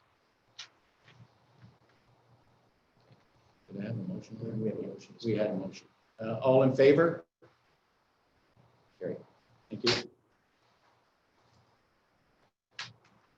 Thank you, Mr. Mayor. 8.6 on this evening's agenda is Planning 2020-23, site-specific zoning amendment relating to 101 Poplar Bluff Drive in Colchester South. That said report be received, and that bylaw 1948, being a bylaw to amend 1037, be read a first, a second, a third time, and be finally passed this evening. Have a mover, please, on that one. We had quite a discussion on it last meeting. I need a mover. Deputy Mayor Malash and Councillor Bowman. Any questions? You have no questions? All in favor? Oh, Carried. Mr. Mayor, I do have a comment, sorry. Go ahead. Thank you. Through you to our planning department. What I really liked with this report is that the public feedback was included as part of our agenda. And so I would really like that, for example, during the September 8th council meeting, the public feedback from the sign bylaw survey of July 13th was not included in our agenda package. So I would like to have a consistent public feedback paired with the agenda where we have to make decisions, so that as a counselor, I'm reviewing the report, recommendation from administration. I'm seeing the public feedback all in one agenda document. And that was missing at the September 8th meeting. So I noticed it here and I like it, and I would like to see it going forward. Thank you. Okay, we already had a vote. We were all in favor, so. 8.7 on this evening's agenda is Fire and Rescue Services Report 2020-04. Results or requests for tender, construction of new Fire Station 2. For receipt, that council awards the request for tender to Bear Construction and Engineering, Inc. in the amount of $3 million, $3,446.40. And that council approves a total budget amount of $3,399,031 for the construction of the new Fire Station 2, which had an approved capital budget amount of $2,689,849, and the remaining unfunded balance of $709,182 to be funded through long-term debt. Thank you. And I think the Fire Chief, Rick Arnell, would like to speak. Rick, if you'd like to speak, go ahead. Through you, your worship, I'd like to first start. There is a minor change. I had a typographical error on the financial impact on page 7. The amount owing to Architectura, our architect, is $36,506 instead of $31,418. So as you know, we've been working on the project for quite some time, since 2016. We got approval from council in 2017 to move forward. We provided some, we purchased property as per in 2017. We had our master fire plan, which designated the same issue, that we needed to move the fire station to the corner of North Malden and County Road 15. We purchased a parcel of land just inside the corner, and then some changes were made, and the parcel of land on the corner that we were looking for in the first place happened to become available, and we purchased it. We made a team of people, a steering committee, which included our firefighters from the station, as well as our manager of capital works. And we worked about 8 months with the architect trying to bring the project in on budget. And we thought we were there, but as we see, it isn't. We've deleted several things, and I want to commend the team of firefighters that helped with this. You know, we removed interlock brick from the building and went to drywall studs. Concept of cement siding, we removed that. So there was a bunch of things, some paved parking that we removed. We removed a bunch of things to try and bring it in the budget. Just to give you a high level on some of the reasoning for the cost overages where we are today is the grading of the property, as Kevin alluded to with the swale for the other property in Harrow. We had to ensure we build the swale. We have to raise on average the property up 1.1 meters across the whole 3 acres. It's for stormwater management. This building is a post-disaster building, which in event a fire station has to be able to be accessible during disasters. So it's built differently than most buildings. And we want to ensure that we can get in there if there's that 1 in 100 year flood. There's prevention of erosion was another issue that were worked on, as well as some roof anchors that we needed to put in. And as we know today, wood prices, asphalt, and steel prices have gone up with COVID, and as well, our tradespeople still currently can't have as many tradespeople as you normally do on scene working, so it's going to adjust how they do their jobs. So, just to give council an idea, it's about 7 months to have the building completed. Thank you, Chief. Questions, Deputy Mayor Malash, go ahead. Go ahead, Deputy Mayor. Yes, just a quick question on the floor plan. I noticed that there's, and I know that we've got the same thing at our new station in, or recent, it's not totally new, but our new fire station in Essex, there's Center, Station 1, but one set of washrooms and one set of shower areas for both female and male firefighters. And I'm just looking at the floor plan, and to me, there looks like there could be a way where we could have one part that is quite easily a female entrance to a washroom and shower. Like I don't have it, well, I've got it in front of me here, but what would be the top end of the plan where you walk into the chief's office, it looks like, or the high official that's sitting there that has the office. You could make a door into the washrooms and change that. And I'm just wondering what the protocol was on that. I know we didn't do it at Fire Station 1, but that doesn't mean that we should maybe opt out of doing it at station number 2 just because we didn't do it at number 1. Can you comment on that a little bit, Chief Arnell? Through you, your worship, to Deputy Mayor Malash, what you see, and if you look at the floor plan on page 12, that large washroom area is a gender neutral washroom. Our firefighters came up with a plan to have a gender neutral washroom that anyone can use. Each stall goes directly to the floor, so it's male and female. And what that done, it saved us some money in fixtures and toilets and those kinds of things. And the only other washroom is a universal washroom, which by law, we got to have an accessible washroom for wheelchairs and et cetera. So that's what the second washroom is for. Okay. So when you say the firefighters agreed to this, like what was was it their, do they have a representative committee that made that decision? And like, how was the decision made when you say the firefighters made the decision?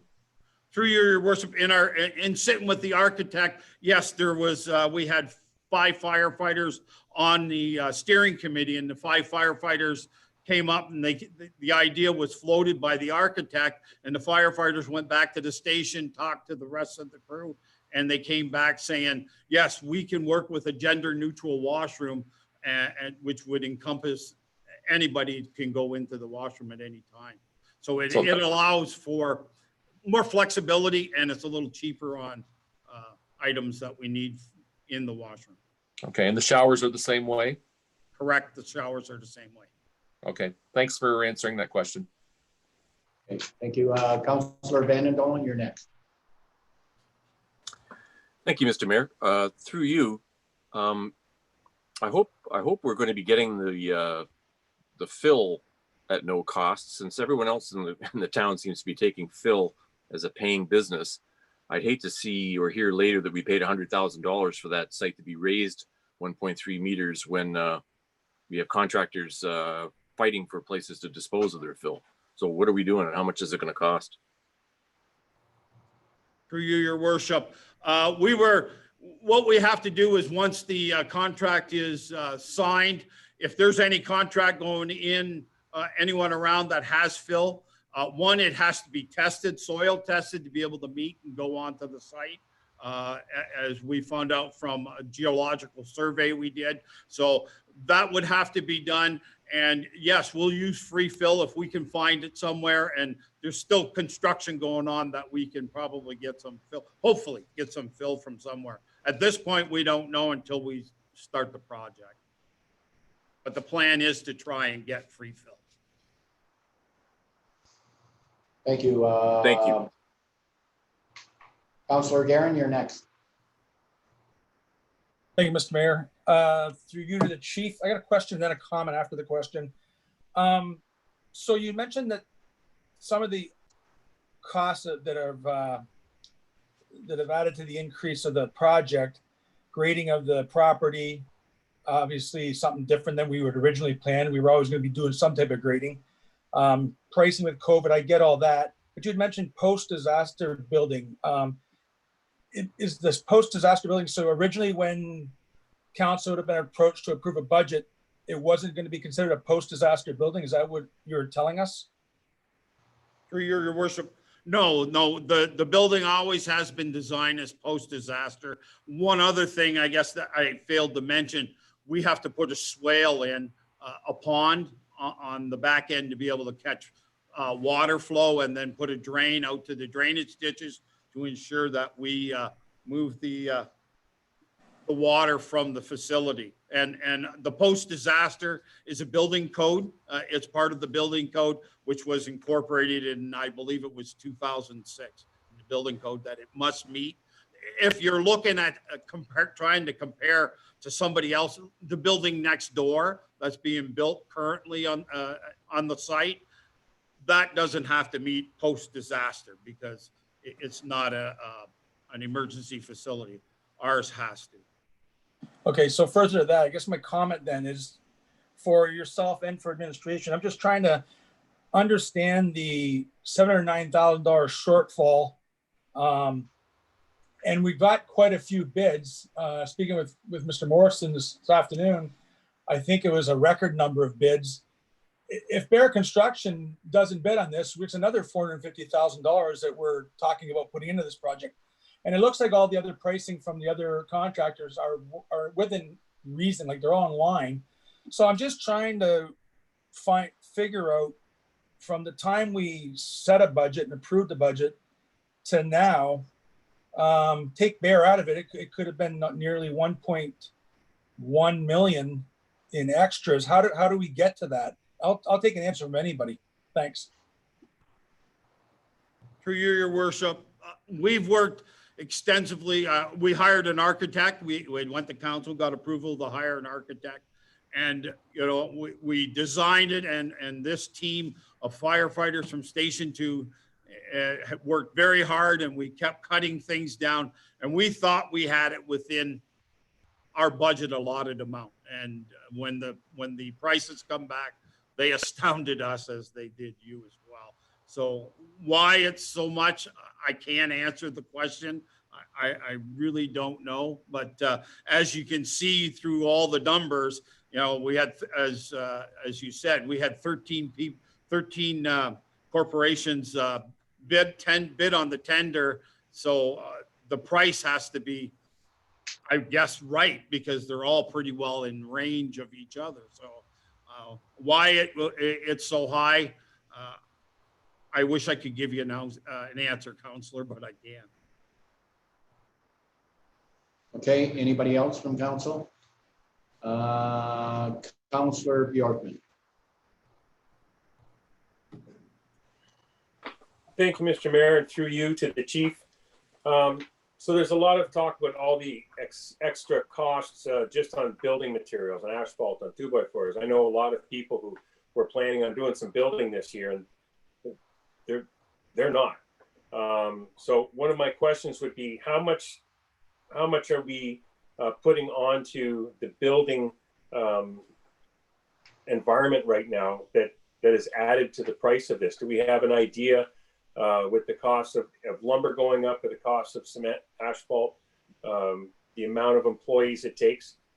Is this something that if we didn't do it now and we did it, is that something we think would come down in the future if we held off building? I mean, I realize costs don't generally go down. You don't see much of that, but is there an idea of what it is that value, what the percent of that value is on this building? Through you, your worship, in speaking with the director this afternoon, we had a conversation. We just don't see the cost going down, but then again, there's stranger things in life that's happened. COVID's here, correct? So, but it is what we don't know. And right now, as we see the current situation shows with those 13 tenders, they're all relatively in the same ballpark. So as the cost going down, as Councillor Guerin alluded to, the tender, bare tender is $400,000 below the other 12 tenders. So I at this point, I think we're getting the biggest bang for our buck there. Okay. And just further to that, if I may, the design is great. Looking at it, it's very consistent with the other building that we have. We're looking at our fire stations, the use of space. There isn't any wasted space in there. I really do think it's a great design, and I hope we can move forward with it. Thank you. Thank you, Councillor Bondi. You're next. Thank you, Mr. Mayor. Nobody likes when anything comes in under budget, but if we're going to have debt, this is probably one of the best kind of debts that we're going to have. It's a public safety issue and it's a firefighter safety issue. And I believe whether we're going with a modernization or a centralization with services, I believe this region of Essex County needs a modern fire hall that's going to serve the needs for many years to come. The fire station in Ward 2 has been inadequate for a long time, and we're putting firefighters in really bad situations by having them operate in there. And with COVID, it makes it even worse. So I fully support this. It's unfortunate. 2020 is just one of those years where nothing is really going anybody's way, but we chalk it up.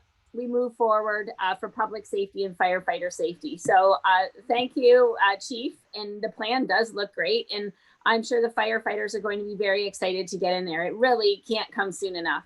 Thank you. Thank you. At this point here, Councillor Guerin, you had something further?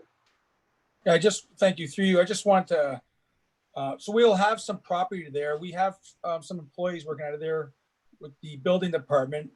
When we make this move, I think it was the intent to possibly get those workers out of that building under the municipal hall if we can, and we can maybe sell this property. I'm just curious, what if we put that building for sale? I know we don't know how much it'd be worth, but what would the use for that building be? What could a purchaser use that building for? Is there any restrictions on that property? Chris, can you answer that? Through you, your worship, I think Director Chadwick as far as zoning goes, would be better suited to answer the uses that could be there moving forward. We've already got our wheels turning, Councillor Garin, in terms of, yes, the firefighters are going, and what's the plan for the remaining staff there? You know, the same building that staff is working out of, that the firefighters are getting out of, right? So in terms of where do they go, how do they go, and what that looks like, that's something that we're working on and I want to bring forward. So if Lori can speak to the potential on the use of that property, I'd appreciate that. And then after that, Your Worship, Director Morrison has some insight in terms of the debt and the financing that I think would be beneficial to council as well. Okay, thank you. Go ahead, Lori. Okay, thank you, Mr. Mayor. And of course, I would be happy to share with you a list, and essentially they would be regulated through our comprehensive zoning bylaw as well as under our official plan.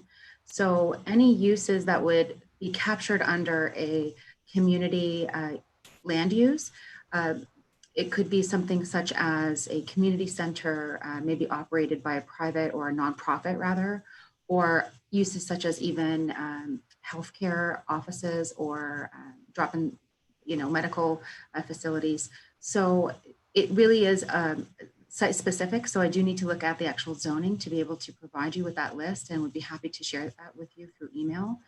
But the land use is something in kind of that umbrella of institutional or community related land use.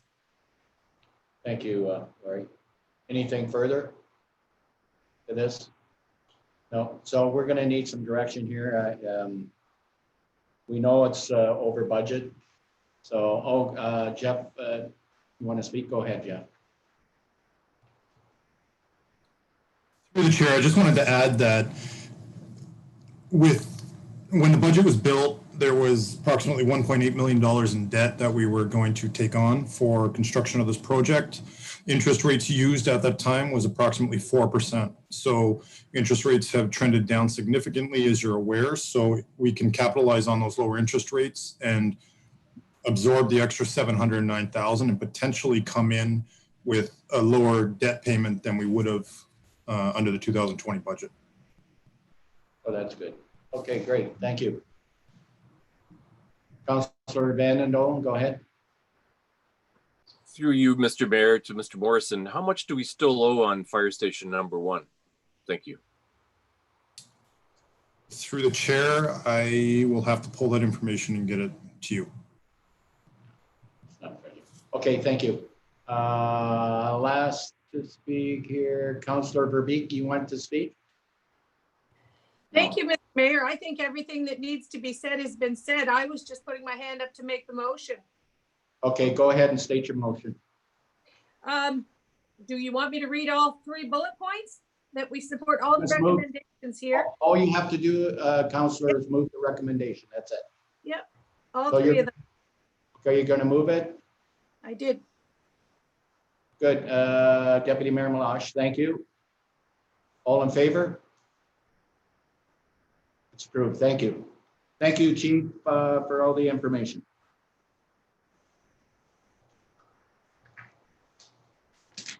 Thank you, Mr. Mayor. 8.8 on this evening's agenda is Economic Development 2020-16.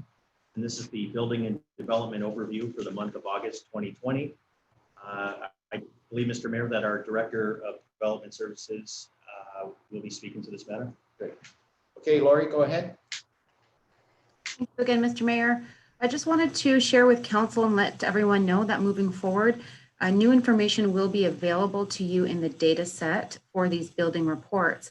So specifically, as seen on page 139 of your agenda package, you're now able to see and view and review the value of development charges waived per month, as well as year to date, and the value of development charges collected per month and year to date. So the purpose of adding this information is to help council see those development charges and what the town will have to refund, and also what the town is collecting, and then essentially what can be at the end of the day either put into reserve or used for development purposes. Thank you, Lori. Any questions, Lori, at all? So I need a mover on this, Councillor Vandendoel. Seconder? Well, actually, I wanted to point something out. Oh, go ahead. Go ahead. Go ahead. It's just a brief thing. The public should take note that our building permits are almost double what they were at this point last year, which is terrific. I think people should know that we seem to have turned some kind of corner in developer confidence in the town. And I will move it. Yeah, I agree with what you're saying there, Councillor. All you have to do is look around our municipality. Things are booming. Go along Highway 3 and see what we're doing out there. Commercially, things are happening all through our municipality, which is a good thing. Okay, so you're going to move the recommendation, Councillor Vandendoel and Councillor Bjorkman. All in favor? Carried. Thank you. 8.9 this evening, Economic Development 2020-17, Town of Essex Local Broadband Assessment. This report this evening is for council and the public's receipt for information purposes. And through you, Mr. Mayor, I believe our Director of Development Services, Lori Chadwick, will also speak to you. Go ahead, Lori. Thank you again, Your Worship, and once again, hello to Council. Before I hand the baton off to, or rather the mic off to Nelson, I just wanted to give Council just a quick briefing on what is going to be presented. So as directed by Council, we're happy to present to you a first step in working towards improving rural internet connectivity in the town of Essex. As some of you personally know, internet connectivity in our rural community could use some improving. So since rural internet connectivity is not only important to residents, but also business retention and business attraction, our Economic Development Officer, Nelson Silvera, has taken the lead on this project. So as a first step, Nelson's conducted a preliminary assessment on the current status of local broadband internet, and he has prepared a list of challenges and opportunities involved in deploying these internet, or rather new internet infrastructure throughout the town. At the end of Nelson's report, we asked you to consider several action items in support of our next steps to improving internet connectivity in our rural community. So without further ado, take it away, Nelson, and thank you, Council, for your time tonight on this topic. Thank you, Laurie. Go ahead, Nelson. Thank you. Through your worship, yeah, I just want to give Council a quick overview on the details of the report, and then moving forward, we'll go over some of the next steps as well. So overall, I just want to start off by saying the situation in Essex is really not unique to us. It's a situation that is experienced through almost every single rural municipality throughout Ontario, throughout the country. Varying connection speeds, trouble getting ISPs to invest in the infrastructure that's needed to have reliable internet for rural customers. It is tough. And from a municipal standpoint, what can we do? How can we help? What's our role in trying to improve internet connectivity and increases in broadband infrastructure throughout the municipality? That's kind of what I want to go over today. Our first step really was to get mayor and deputy mayor in a room with some of the local ISPs. So in July, we just wanted to, gather more information of some of the existing infrastructure, what the ISP's plans were for expansion, really identify some of the barriers and challenges affecting the availability of broadband services in the rural pockets of municipalities. And one of the things that we kind of found out was, in some spots in the urban centers, there was some trouble or lack of service, but for the most part, our 4 urban centers are probably going to be okay down the line. The issue really lies with outside of the urban centers, those rural pockets, those hamlets, those customers on concession roads and county roads where there's properties where a kilometer between you and your neighbor, that's going to be a real problem. So those discussions took place in July with some of the ISPs, and our goal was really to try to develop an understanding of what the broadband speed requirements were in the region, and really learn about the barriers to providing that broadband service to the rural customers in the municipality. trying to identify some of the stakeholders and the partnerships that we can have with ISPs in the region. We wanted to identify some of the possible technical solutions that could address the needs of the rural population, and identify really the role that the municipality would play to kind of stimulate or increase access to rural customers for high-performing broadband internet services within the municipality. So there are a number of ISPs working in the Windsor-Essex region, including some of your larger ISPs and then some of the more recently established companies as well. So with Mayor and Deputy Mayor, we met with Cogeco, Bell, MNSI Telecom. Currently, they're not in the town of Essex. We also met with Wave Direct Telecommunications and Gosfield North Communications, and they're also not operating currently in the town of Essex. So some ISPs specialize in certain geographic areas or with a particular broadband technology.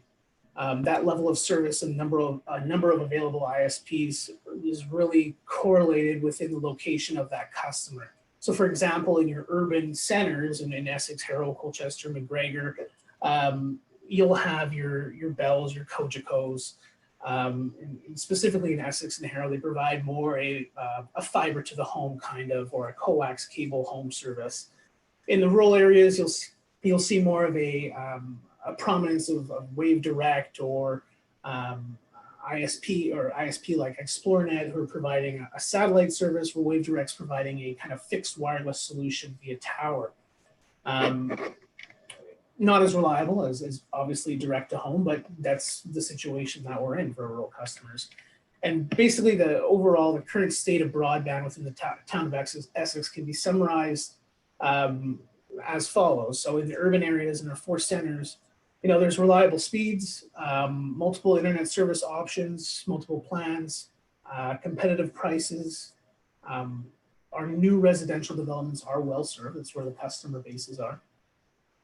Major institutions like town hall, county buildings, schools, their needs are pretty much met.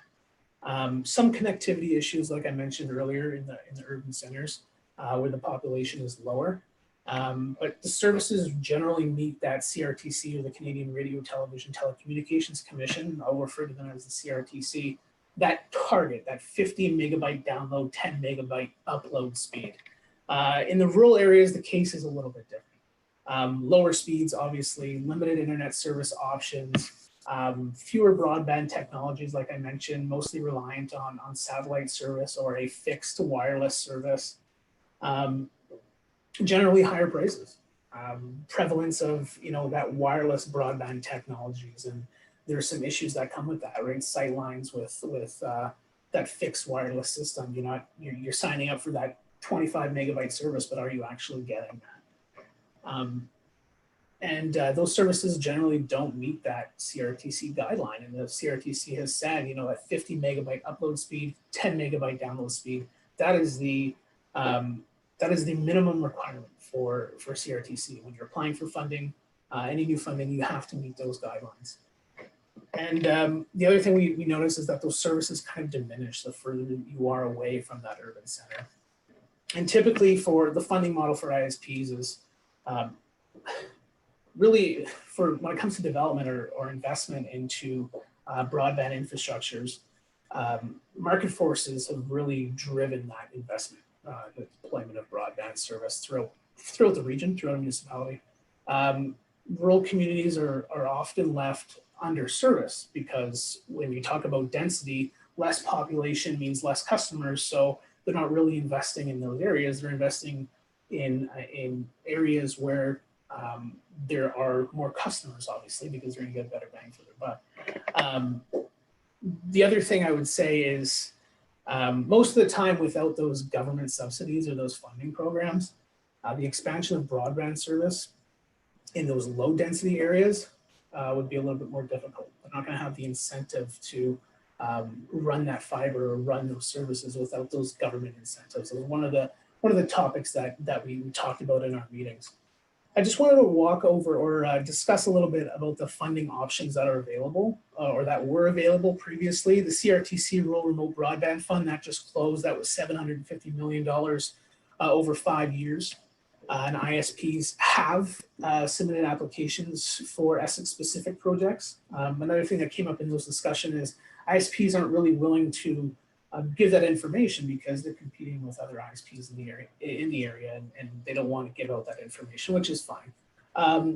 Universal Broadband Fund, that one's coming up. So that's a huge investment. That's a $1.7 billion fund, but the same kind of requirements where you're looking at a 50 megabyte download speed, 10 megabyte upload speed, minimum requirement to apply for that fund. Improving connectivity in Ontario is a provincial program that just recently launched, and applications just recently closed on that on August 21st. Stage 1 of that process is basically indicating your project to the province, telling them what your project looks like, and then you make it onto stage 2. And we're aware of some that have applied for that as well, for internet service expansion in our municipality. And one that you're probably all familiar with is the SWIFT funding.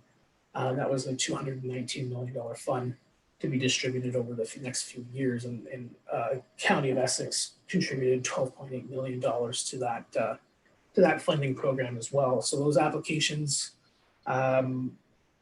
ended, the intake ended on August 7th. So approved projects should be completed no later than this year is what they've indicated. So the time is ticking on that one. I think it's important to note that, you know, even with the current funding available, we're not going to close the rural-urban digital divide. And when I say digital divide, it's that the service that the urban centers are getting versus the service that the rural centers are getting, closing that divide is going to be very, very difficult.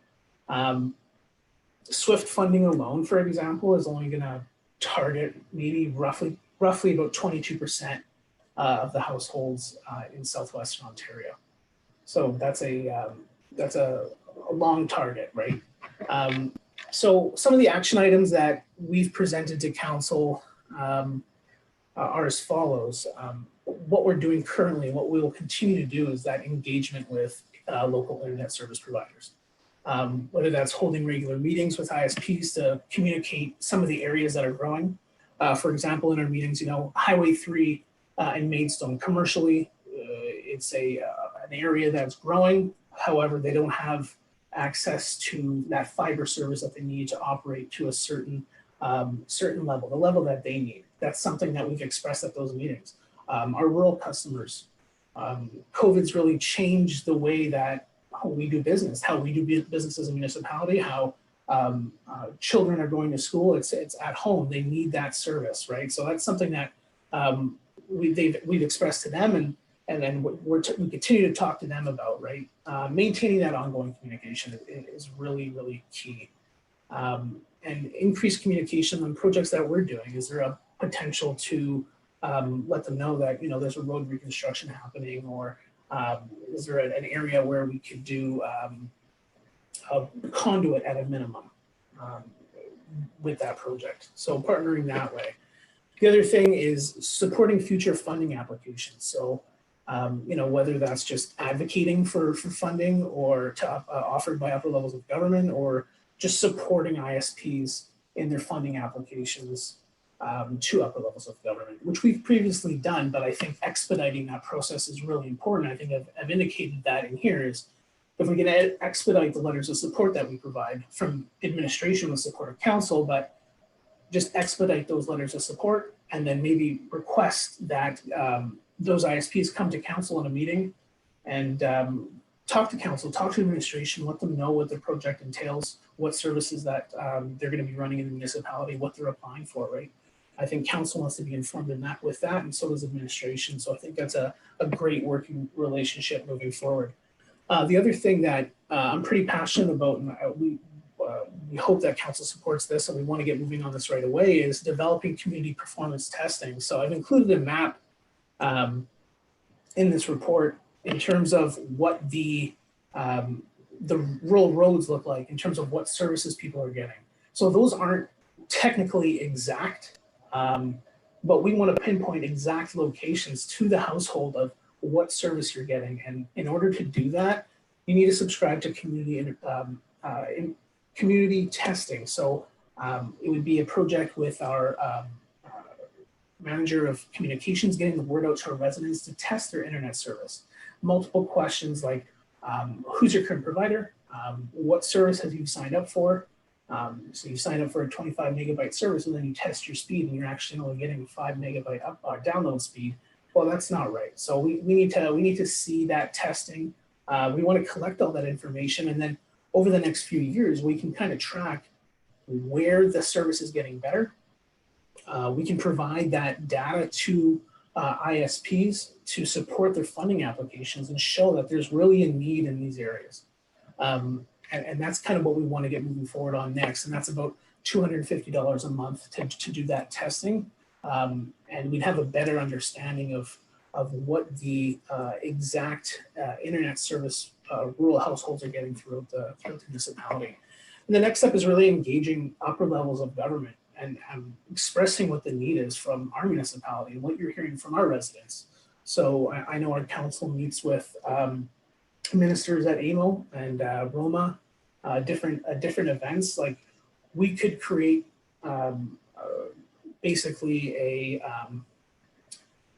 some information for council to present to ministers at the Association of Ontario Municipalities and those regional meetings to advocate for the value of funding to our municipality to help spur that infrastructure investment and upgrades specific to the town of Essex. So it's an advocacy approach as well by council. And it's a partnership between council and administration, but at the same time, we need council to help us, help the municipality advocate for better service and advocating to upper levels of government that we need our fair share of that funding as well. And the fifth step for me is, and for in this report, is progressive planning policies and looking over the development standards manual and the official plan in the future. How can we implement policies that support broadband infrastructure as part of new developments in the town of Essex? So just in conclusion, again, I just want to stress that this is not, having reliable internet for rural customers. That's an issue that's not unique to us. It's experienced through every rural municipality in Ontario. But the role of municipality moving forward, the role of the town of Essex, is really to create those opportunities to collaborate, support those broadband initiatives when we can through the ISPs.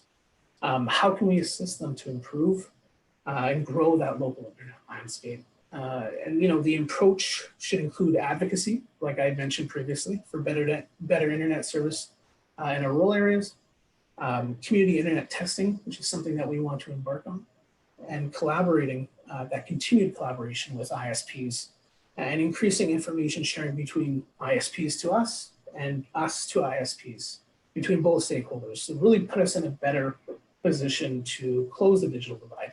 And I'll hand it back over to council for some discussion. Thank you, Nelson. That was a very, very well detailed report.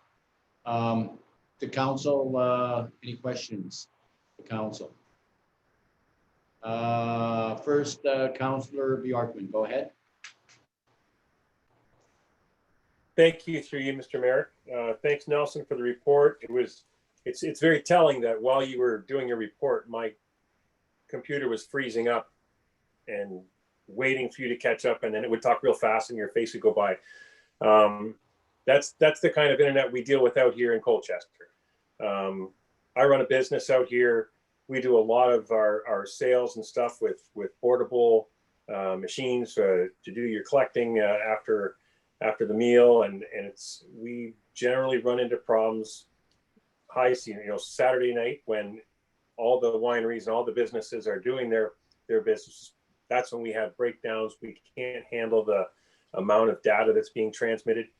So it's for sure such an important thing for all of our community, but I can speak to the one community down here and our dependency on that.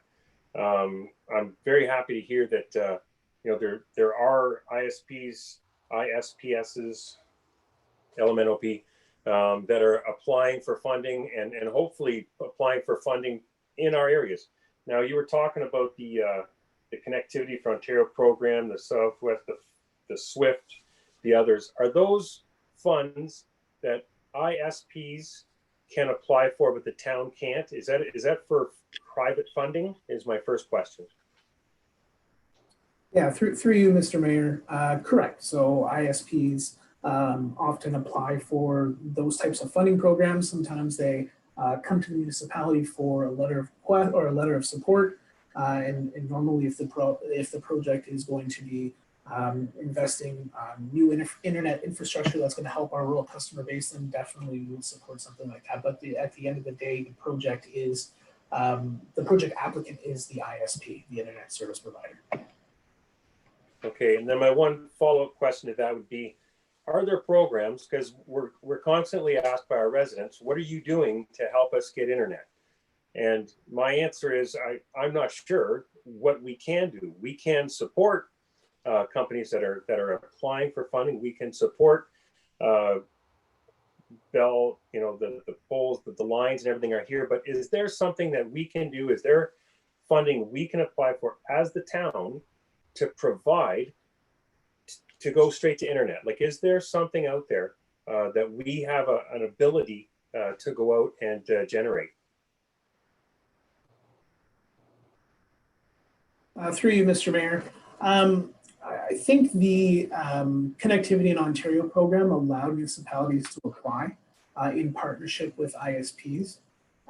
You have to have some kind of a reputation in providing that service to your customers, right? So municipalities starting out as a new ISP, I don't think that we would be eligible. And that's why we typically leave it in the hands of the ISPs to do that work. And a perfect example of that is the SWIFT program, right? Yeah, it's county funding, municipal funding to support ISPs in their effort to expand that infrastructure, rather than the municipality going out and doing it. Okay, thank you very much. And thank you. It's a well-written report and lots of information for us to digest and share. Thanks. Thank you. Councillor Vanden, or no, it's Deputy Mayor Malach. Go ahead. Thank you, through your worship, to Mr. Silvera. Again, great report. I think everybody's going to be happy with the report that you put out there. It's a lot of information and covers a lot of areas. What we're not going to be happy with is the fact that this is moving along so slow, and obviously our residents want it yesterday. I'm in the same kind of position. If I were a resident and didn't understand the situation that we're in, I would say too, what the heck is going on? I want this now, particularly with what's gone on with the COVID. But looking, I just want to highlight the map. And I think I agree with you, Nelson, that we've got to work on getting this fixed up. Councillor Bjorkman just mentioned the fact that he was having difficulties with his internet at home right now. And if you look on this map that we're provided with the 5010 megabytes per second service, the whole village of Colchester is not qualified to have any of this IPS money or from SWIFT, because they're already designated as being in the high category of service. I know where I'm at.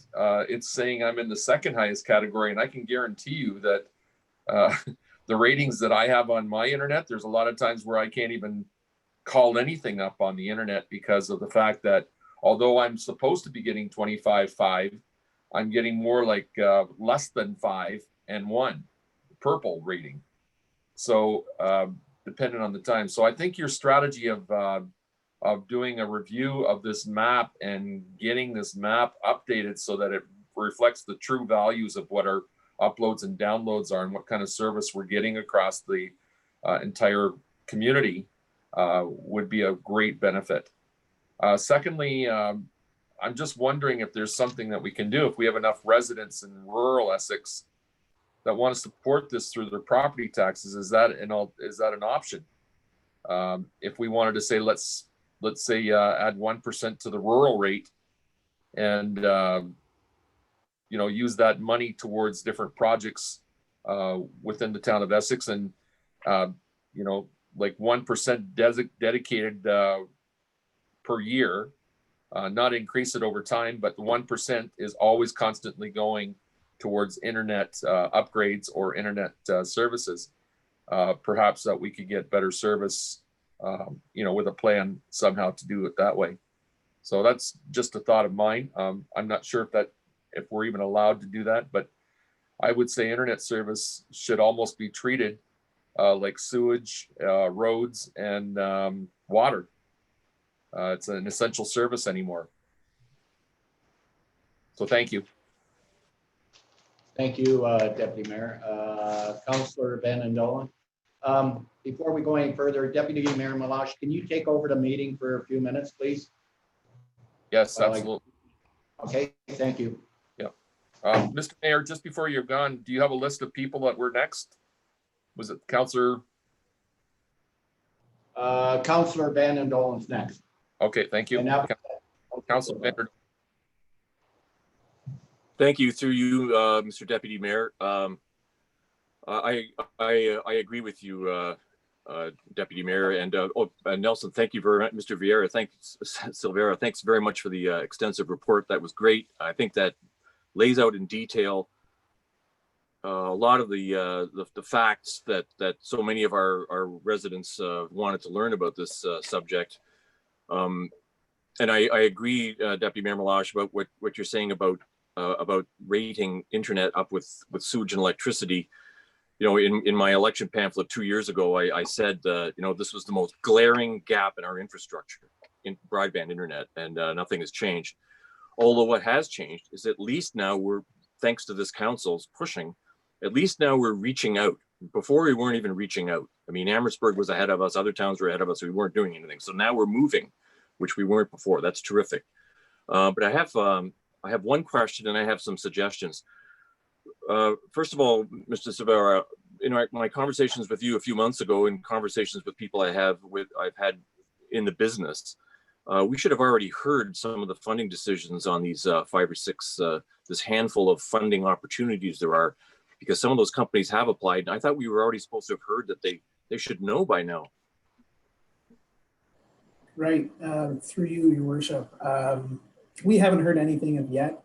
Last I heard, SWIFT was reviewing funding at the end of August, like I mentioned in my report. In terms of funding decisions to specific ISPs, that information hasn't been shared with us. Thank you very much for that. As for my suggestions, I agree with you that advocacy is the way to go, both from the administration and council levels. And one way we can do that, one way viewers at home can help do this right now, is to go to a website called CIRA.ca, CIRA.ca. That's a Canadian internet speed testing agency. If you go to performance like performance forward, performance.cira, CIRA.ca, you can test your speed 24/7 and it records your speed. You can go on there now and look up what the speed is in your neighborhood, the average speed, and see how you do, but it records every test that we give it. So I've gone on it several times. But if you do it, then all the service providers in the area and the government will know what poor speeds you're dealing with in your specific neighborhood, and it's block by block, so it'll measure your speed. Secondly, the tax surcharge for helping, I think that's a great idea. That would be a way that we could get Gosfield, the Gosfield Communications Company in here, because it's a nonprofit cooperative. But I think the only way we could do it is by giving them some funding help. I think we should investigate that a little bit. I know they don't operate in the town yet, but they're really close on our border. They're only a few hundred meters from Essex Center. And if we could help get them in, then maybe that would be the route to best serve the north half of the town. And finally, today, the Federation of Northern Municipalities of Ontario agreed among themselves that they may have to start lobbying the federal government, and we may have to help them. We may have to lobby the CRTC for that to get them to allow Starlink to allow Starlink to provide its satellite internet services in Canada. I don't know if I've been following Starlink very closely. It was founded by the Canadian Elon Musk, and his plan is to start serving Southern Canada and Northern US first. He's already got 700 satellites up there. He's got 2 more launches lined up this month. He's going to launch his satellite service. I personally use satellite in Pleasant Valley here. I have Xplornet satellite, the Canadian-based service. It's got a Hughes level satellite in the air right now, and they've ordered another satellite for $1/3 billion, but it won't be up for another year or two. But Starlink is starting right now. And the Federation of Northern Ontario Communities has determined that the CRTC may try to block them from operating here and giving us this service. So we may have to help them in lobbying the CRTC to allow this, because if you followed CRTC decisions over the decades, they tend to favor Canadian incumbents against American competitors who might do better. So if we really want internet, we may need Starlink and not wait for Bell or Xplornet to improve things. And thanks again for the report. Thank you. Mayor's back, so I'll pass the chair's position back to you, Mr. Mayor. Yeah, thank you very much, Deputy Mayor. Any further, Nelson, you had an update? Go Yeah, ahead. through your worship, I just wanted to touch on Councillor Vanderdolen's point about CIRA internet testing. So when we proceed on community internet testing, it is actually through CIRA. So CIRA offers a service to municipalities to have their own database, and we would break it up based on geographic regions. And then we would have that our own data collected through CIRA. So you test your internet, you provide your service, what service you've signed up for, the cost of your service, like I mentioned in my report, and then we collect that data. One, like I said, we track that data over several years to see how internet service has improved. And two, providing that data to ISPs to help support their funding applications. So like you're saying, yeah, you see on that map that, okay, I'm supposed to have 50 megabyte download speed here, but I actually don't. Well, test the data or test the internet yourself, and we can aggregate that data and send it over to the ISPs and hopefully help support their funding applications in the future with more precise internet information from our rural populations. Thank you, Nelson. Anybody else? Go ahead, Councillor Bondi. Thank you, Mr. Mayor. Yes, it was a good report. It's a really good starting place. It puts a lot of things that administration has been working on all in paper. I would like to meet a little bit more about this more often and keep this ball up in the air a little bit more. This council needs to get, from what I'm hearing from residents, fiber to every home, whether it's possible or not, but that's what our residents are saying. You know, some of them are saying we need to drop the rural mentality, the rural, because that's giving us a little bit of a mentality of we are rural. And maybe some parts of our municipality are more rural than our urban centers, but if Red Lake can have better internet than us, then what are we doing, right? We have to do more. So I'd like to see all of those letters of support that we've been sending off, and we could start an internet file. I did go back, I have a little bit of a chart, and I did go back and find some of the letters.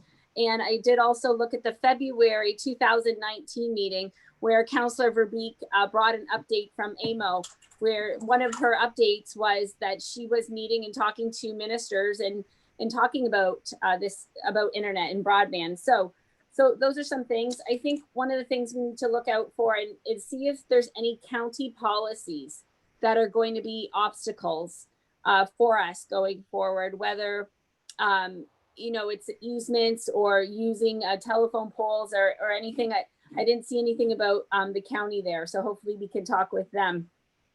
Also, how we do have applications in. Our providers have told us they've had applications. I do want to hear back. Everything seems to be really top secret, right? And that's when kind of, you know, all of these behind the scenes meeting and top secret, I do know that there is a level of discussions that cannot happen in public, but I do think our residents do want more discussions publicly. I really like the idea about building it into our policies, our development standards manual. That makes a lot of sense. Whether it's our rural levy or our urban levy, I wonder if a possibility to look into is a local improvement. For example, there's a local improvement, there's a road somewhere, maybe they all want to lobby and get an extra tower. Can we liaison between the provider and the residents as a local improvement. Everybody pays $500 a year extra on their taxes. I don't know, just spitballing ideas, right? I really think that this meeting could have been like an hour, right? We could definitely talk a lot more about this.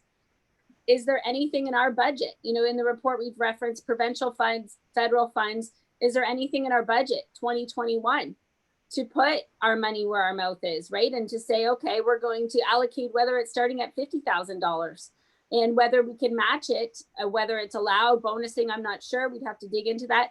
But if we really want to increase our service, we have to start looking at that.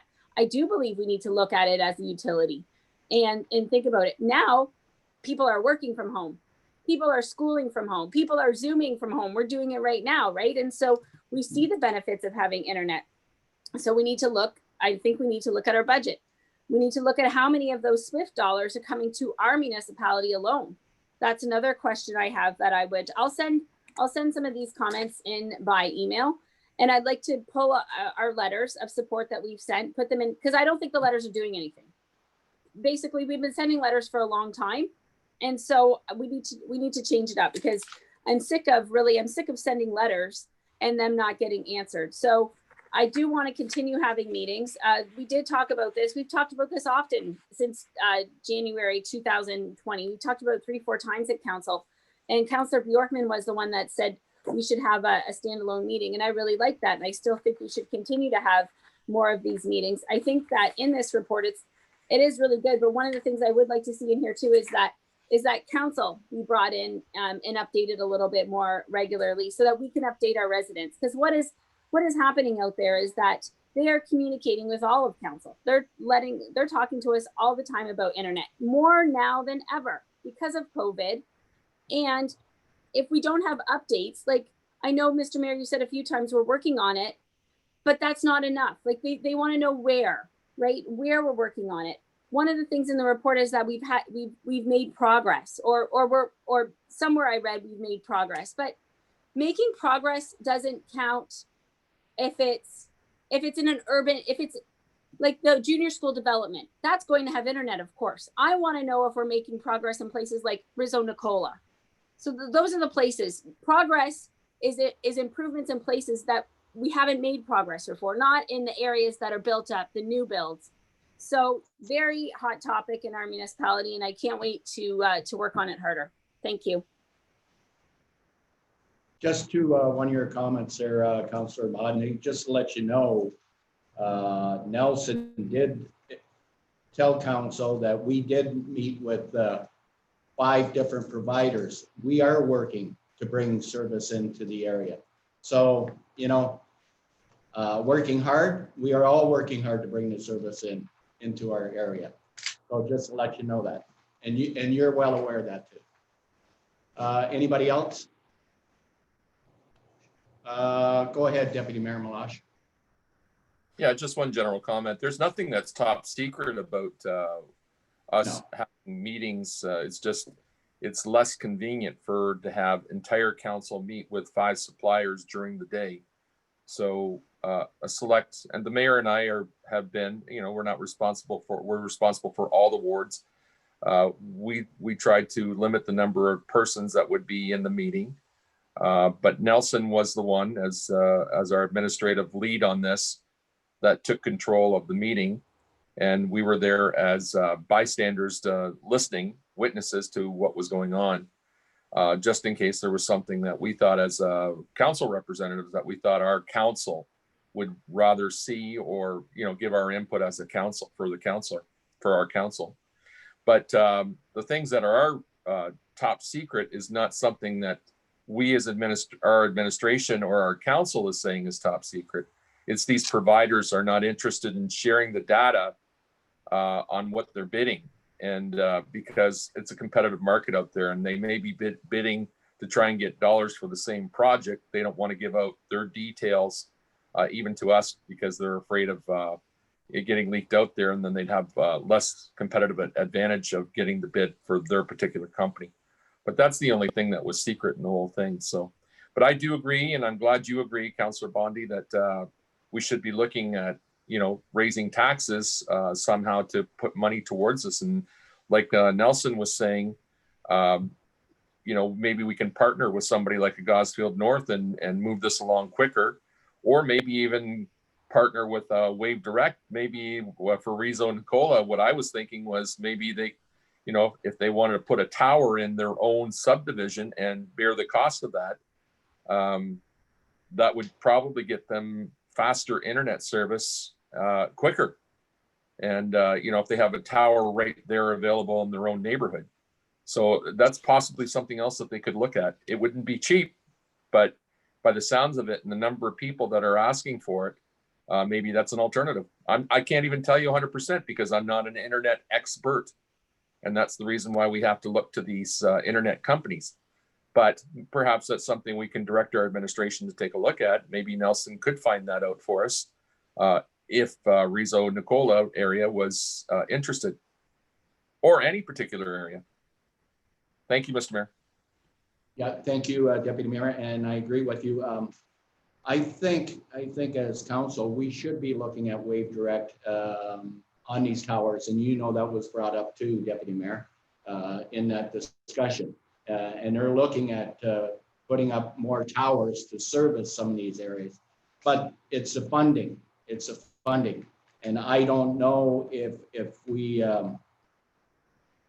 provided funds to them, or for example, one tower, I forget what the cost was they told us on the tower, but is that bonusing or not? I don't know, but that's something that's got to be discussed through council and administration. But they did bring that forward on towers, and I forget what they were saying, Deputy Mayor, if you recall. What was it, 7, 8 towers they were talking about to bring service into these type of areas.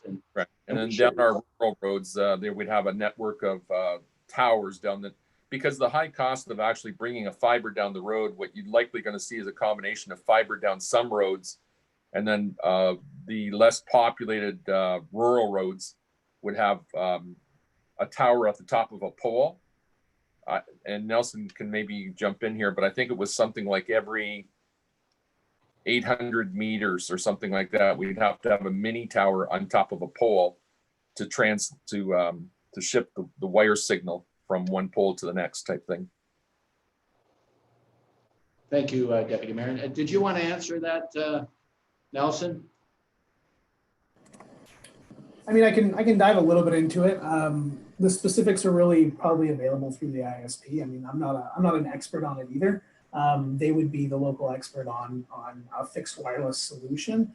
I think that there's issues with that type of service as well, right? So if you have a flat landscape with no trees directly to the house, yeah, you probably get a better service. But with trees and homes in the way, that service tends to diminish. So pros and cons, again, that's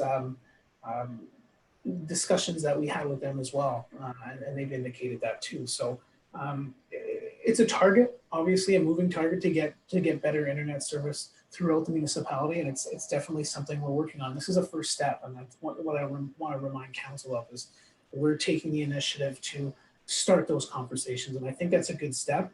Moving forward, obviously, getting a little bit more intense with our conversations and seeing how we can support them more in detail. And I'm happy that council is supportive and wants to push something like this forward. So that's good to hear.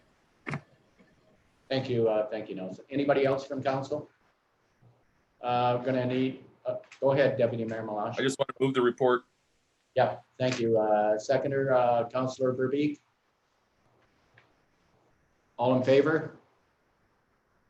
It's carried. Thank you. Thank you, Mr. Mayor. 8.10 on the agenda this evening is Operations 2020-04. Results of request for tender for the supply of bulk winter road salt for receipt, and that council awards the request for tender to K&S Windsor Salt Limited in the amount of $424,850, and further that council authorizes operations to fund the 2020 and 2021 winter control budget in the event there is an over expenditure from contingency reserves due to the unpredictable nature of winter storms. Thank you, Rob. I need a mover to receive this. receive this report, please? Mover, Councillor Bjorkman and Councillor Bowman. Any questions? All in favor? Thank you.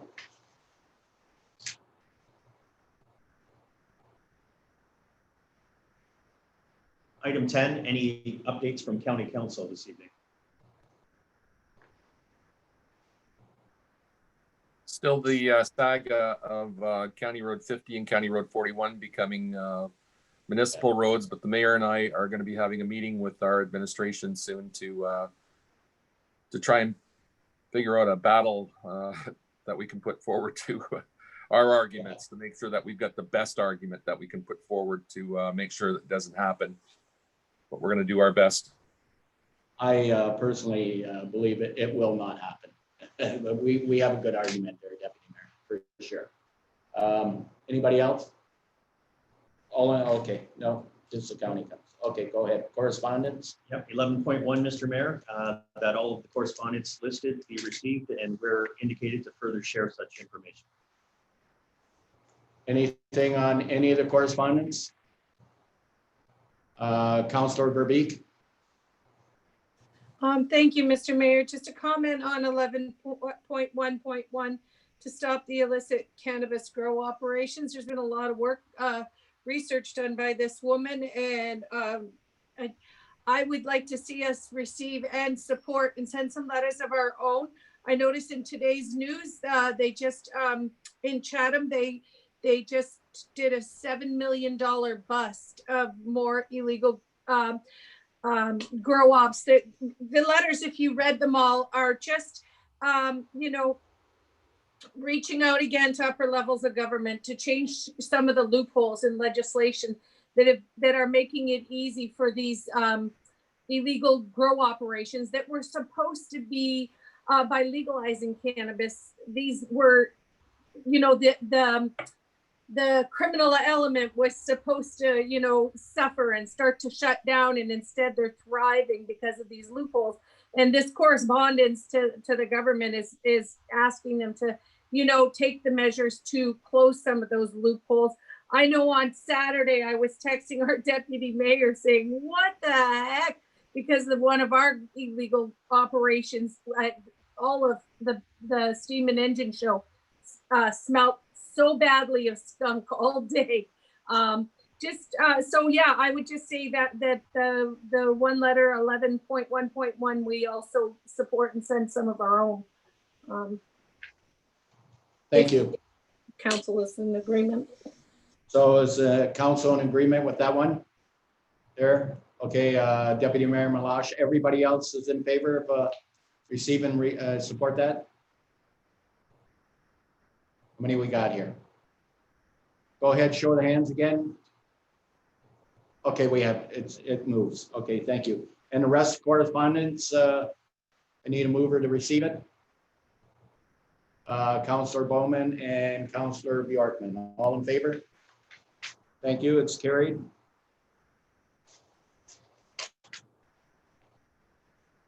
Item 12 this evening, committee meeting minutes, that all of the minutes listed in agenda item 12, together with any recommendations to council noted, be received, approved, and adopted as circulated. Mover on this, Deputy Mayor Malaj and Councillor Verbeek. All in favor? Carried, thank you. Item 13 under financial is the August 2020 bank payments report for ratification as submitted for the month of August 2020. Mover, please. Mover for the financial report, Councillor Bjorkman and Councillor Guerin. Any questions? All in favor? Carried. Under notices of motion, item 15 of this evening's agenda, we have a notice of motion that was deferred at the September 8th, 2020 regular council meeting, deferred over to tonight's meeting for council's consideration. Councillor Verbeek's notice of motion is that in light of the correspondence shared by the province regarding regulatory framework changes in the Provincial Offences Act and a reference to correspondence shared with council and the public from the August 24th meeting, and the new Ontario school bus stop arm cameras, also correspondence from August 24th, that council have a discussion on the feasibility of implementing this kind of safety measure as moved and would required by a seconder. Councillor Bondi's the seconder. Go ahead, Councillor Verbeek, if you wanted to speak on this. I did, and I'm hoping everybody will have some comments. Thank you, Mr. Mayor. So we all got a copy a second time of the information, the announcement that the Ontario government has changed the regulation on our school bus,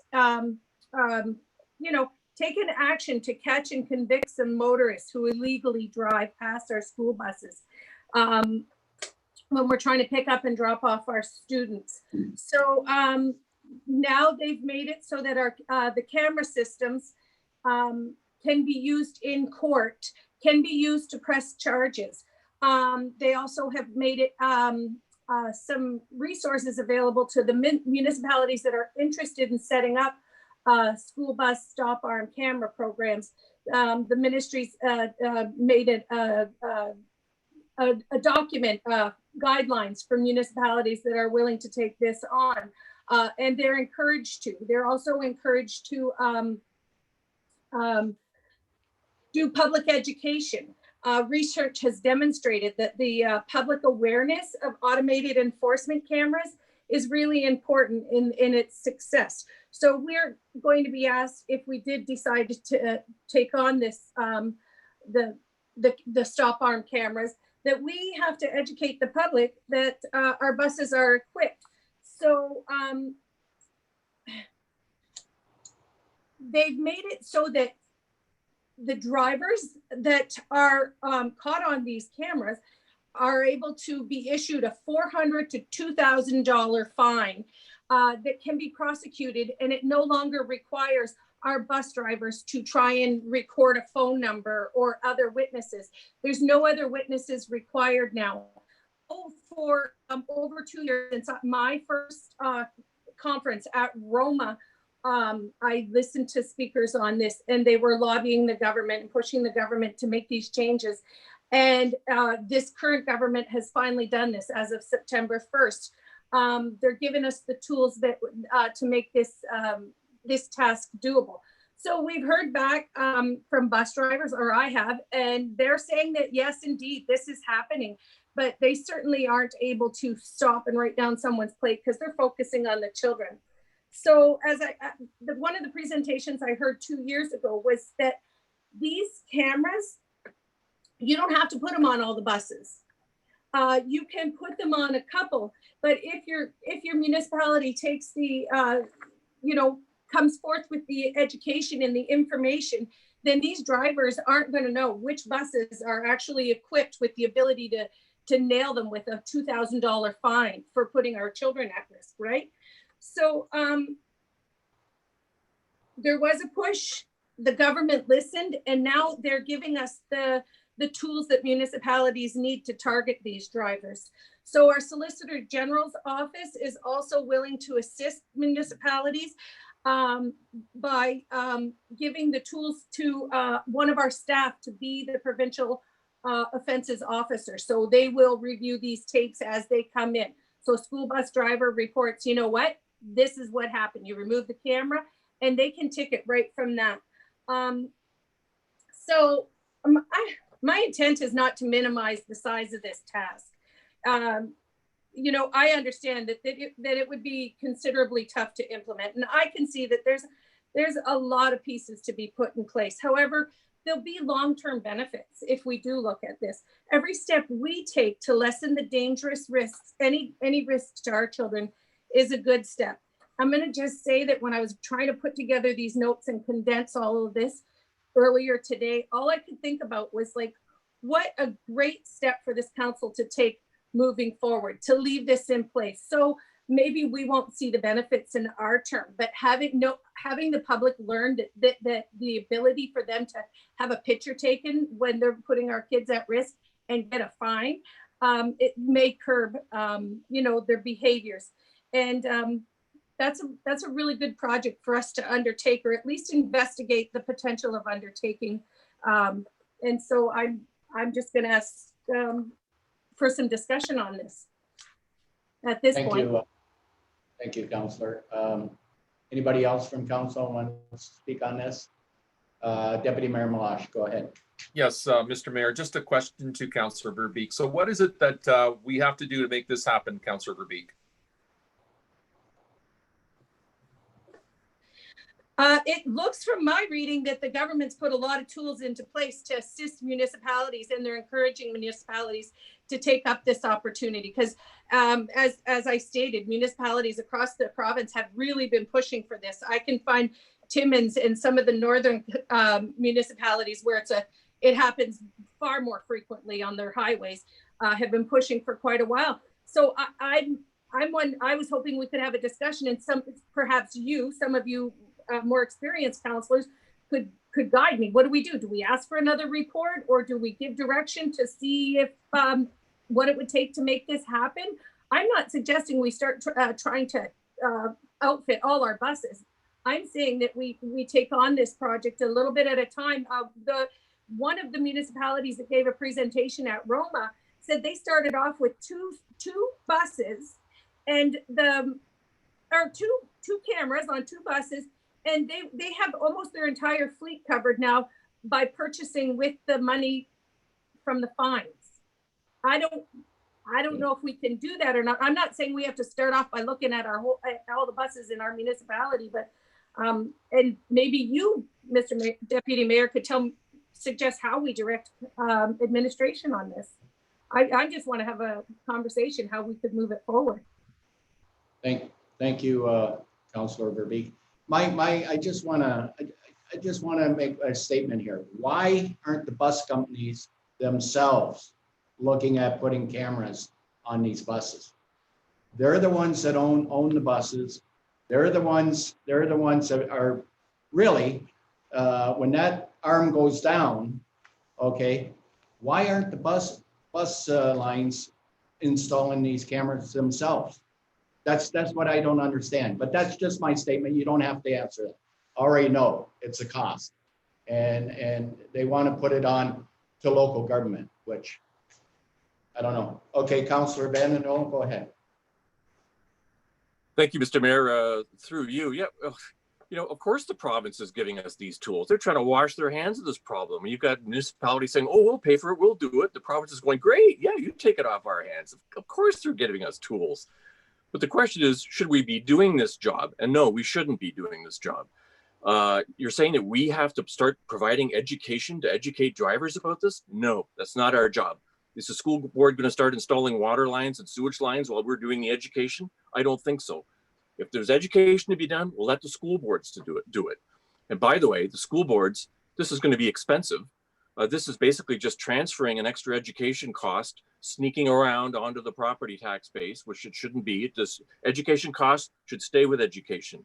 And if it's a good idea, then school boards should pay for it. They've got more money than God, and they've certainly got a lot more money than us. Thanks. Anybody else from council?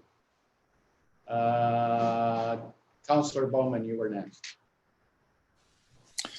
Just a few comments to make on this. Obviously, it comes down to dollars and cents. It obviously follows under the school board, as it was mentioned before, to be looking at this. But again, they're strapped for money as well. So that's an issue that they have. And I think the reason they're throwing it, suggestion to municipalities, they actually can receive a little bit back in certain type of offenses that are tickets go out for.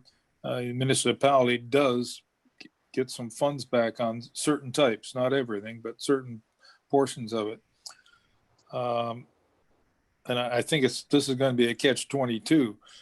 We don't control it, but we could get some of the money from the tickets maybe that go out. On the other side of it, we have absolutely no control over the school buses or how they're used or anything like that. I think this needs to be looked at a little bit more before we even stick our nose into it and get too involved. It's an interesting proposal, and I've seen some of the videos and presentations on this before, and it was geared a lot to the U.S. Schools, where the municipalities really do control the schools, and the money they get back, they control what happens to it. So a big difference there. I think at this point, if we did anything, it would be best to have administration take a peek at this proposal, or not proposal, but idea that's coming down from the province, see how it affects us, and is there something we could do? I think it's a little too quick to jump in, both feet first, until we can really look at how this will develop and how we fit into the picture. Thank you. Thank you, Councillor. Councillor Bondi, you were next. Thank you, Mr. Mayor. As a parent of young little ones, again, I believe that we need to look at options on how to create safe ways to school and to ensure that our children are safe. So I didn't have a lot of time, like Councillor Verbeek, to do some research on this. So I don't see harm asking our administration, Mr. Gerard, for a report on the feasibility of doing this, the feasibility of even lobbying the province to do this. And I think we have to work in conjunction with the Police Services Board. I'm just looking at what the city of Hamilton has done here, and they have a road safety committee, and they've looked at some of these things. It's all about enforcing it under the Highway Traffic Act too. So I see no harm in looking into this and seeing what we can do, and maybe through the police board, like our Councillor Verbeek's in the right position. She's on the police board. She can liaison through the town. And maybe, next time she goes to AMO, she can talk to the Ministry of Transportation is involved here somehow too, right? So we can investigate this and give our council members suggestions when they go away on conferences too, right? Like it's a win-win for the safety of our children, and all we need to do is ask for a report. I can forward this Hamilton report on to council too, to look at how they did it. Thank you. Thank you. I'm going to make one further statement. I strongly believe this is just another download from the senior levels of government onto our municipalities, okay, to cover the cost. And I agree with Councillor Van Dolen. It's between the school board and the bus lines to put these cameras up. If they want cameras on their buses, I believe that's the way it should be. But I do agree on safety. But I don't think it should be downloaded to our municipality. But anyways, that's my views. But go ahead, Councillor Bjorkman, go ahead. Thank you, Mr. Mayor. Bottom line here is the safety of our kids. I've seen cars go past buses with the arm out, and it won't matter whose responsibility it was if something happens. We're responsible for policing in our area. So the policing part falls under the town. The busing, it falls under the Board of Education. We've done many things where we've partnered with our local school boards and the town. We've got a high school in Essex that's a partnership, many things between the school board and the town. There's no reason for us not to look at, there's a shared responsibility here for the children that are in our neighborhoods. So I have no problem with us looking into how can we partner with that? I like the idea that Councillor Beek presented, where, so you have two cameras. You start off with two. Nobody knows which bus those cameras are on, but they know you have them. And people take more time when they know there's a better chance that there's going to be a ticket or infraction that comes with it. So all of these ideas of bringing it to AMO, talking to our ministers, talking to different people, that's a great idea, but I think we are responsible for the policing in this town, and that's enforcement when it comes to going past a bus with an arm sticking out of it. So I think that's something that we should, as a town, as our administration, have a look into it, speak with our school board, they can speak with the busing companies and see if there's a way that we can partner, share costs with it, and do the best we can to make sure those kids are safe getting off that bus. That's my thoughts on it. Thank you, Councillor. Chris, did you want to comment on this issue? Yeah, thank you, Your Worship. I think council is headed in a direction. I think we understand, a feasibility report, as noted by a few councillors. I have read the Hamilton report already over the weekend. The Hamilton Police Services Board noted they weren't in a position to implement the changes, but would support it, right? As well, I read an article where Minister Yurek had talked about that the province, had noted that the municipality would be able to apply heftier fines in this area, and that we would get to keep the money that's collected through those fines, and we could choose to funnel it back to the school bus operators. So that type of model where, but like I said, he also noted that the school bus operators would fund the cameras up front. So they'd fund the cameras. I think similar to what Councillor Verbeek noted, maybe the school board, we talk to them and say, you guys buy a couple cameras, and then any money we get from fines, you can continue to buy cameras with. So maybe it's some type of that partnership. So I would leave it with administration to come back with a little bit of feasibility, a little bit of the ins and outs of the program, how it works, and where the funding is expected, and maybe then some examples across the province of who's funding what, and what other people were doing. That way then council can make a decision on what they see, and what kind of the rules are in and out, and what we can do with the money. Thank you, Chris. Councillor Verbeek, did you want to go that direction? Well, sure. I think I'm ready to, after listening to everybody's input, which I'm very grateful for, I think I'm ready to make a motion.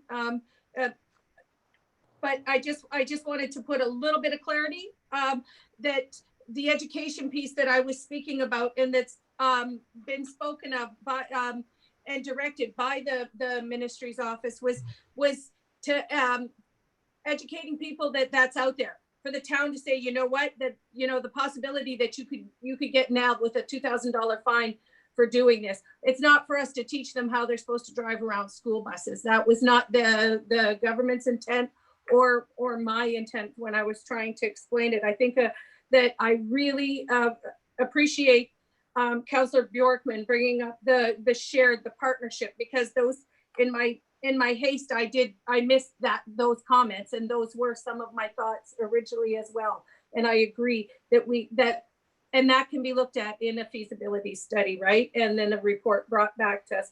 But in the end, I think that, we do need to always look at ways. This isn't the government trying to download something onto us. That's them giving us the opportunity to protect our vulnerable citizens. It's as far back as 2018, there were municipalities that were lobbying the government to give us this ability to ticket people through a camera, because previously, even with the camera, up until September 8th, even if you did have the camera, you had to have corroborating witnesses. So now through the camera, those tickets can be issued. And I think that's a very valuable tool to keep our kids protected. So yeah, I would ask that we just direct administration to just kind of do a feasibility study, look into partnerships, look into some of the tools that the guidelines the government's put in place, and then bring it back to us for discussion. That's your motion? Yep. That's your motion, Councillor Verbeek. I need a seconder. Councillor Bowman, all in favor of that? It's carried. Thank you.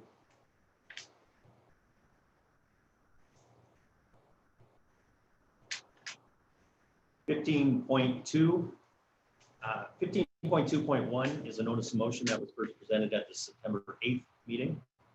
As moved by Councillor Bondi, that council give direction to administration to prepare a 5-year roads plan for council discussions, public transparency, and the budgeting process. Would require a second.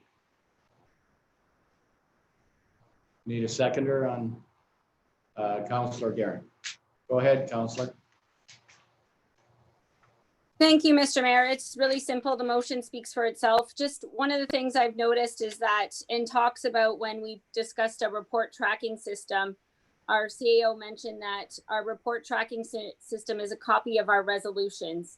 So I do know that February 10th, we had the roundtable discussion. We had that roundtable meeting, and we spent basically the whole roundtable talking about roads. But formally as a council, we failed to give formal notice about a 5-year roads plan. And I think as the leadership of this town, I think we have to follow through with that and get records of these resolutions. Because at the end of the day, that is our formal direction to our administration. So, you know, roads are definitely a big deal in our town, and residents want to have that clarity, you know, in our budget right now. And going forward right now, what we see is a lump sum money for roads. So if we could see, you know, if we could get that plan together, then when we do budgeting, we could talk to our residents about which roads are coming next. So that's just where I was coming from it, just to make our roundtable discussions a formality. And that is something that is also in our procedure bylaw, that we cannot give formal discussion in our roundtable. So it's just some house cleaning measures that I think would be healthy for this discussion, for council, whether they want to or not. That's just something I thought of.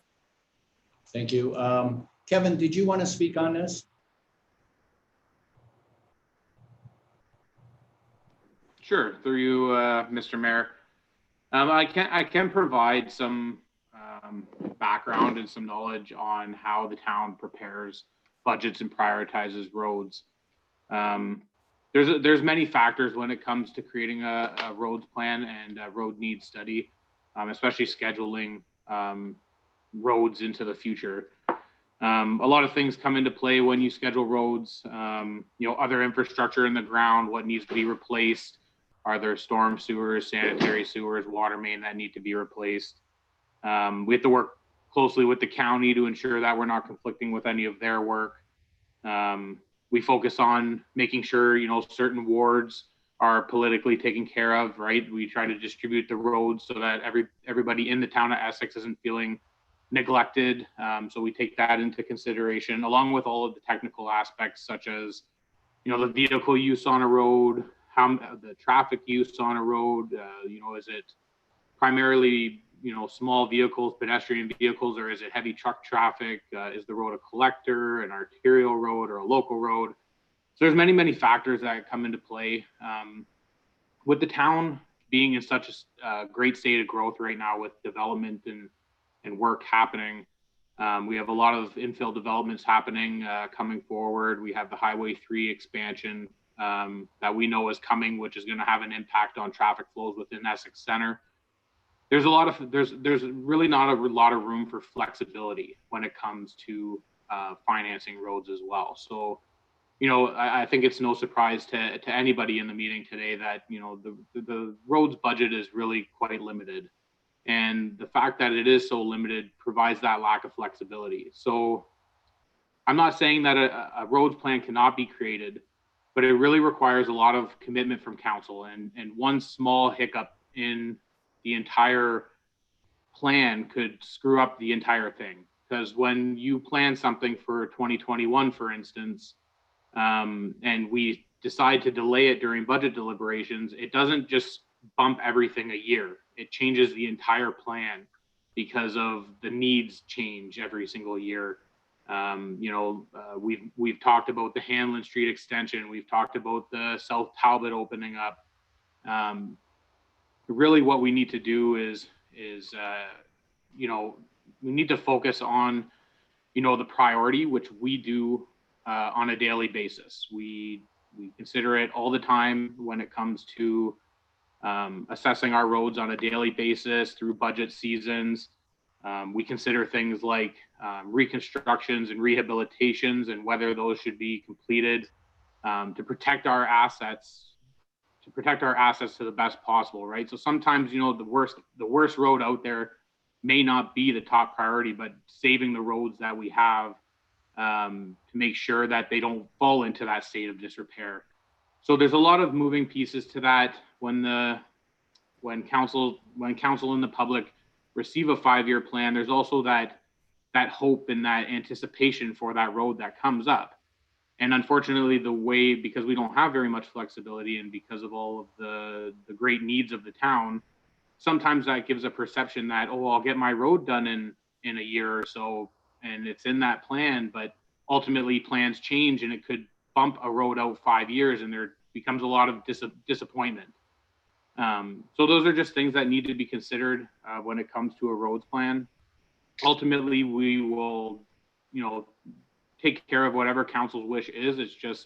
I just wanted council to be aware of those few items that and some of the challenges that we face on a day-to-day basis with assessing our roads and infrastructure. Thank you, Kevin. Anybody from council? Councillor Guerin, go ahead. Thank you, Mr. Mayor.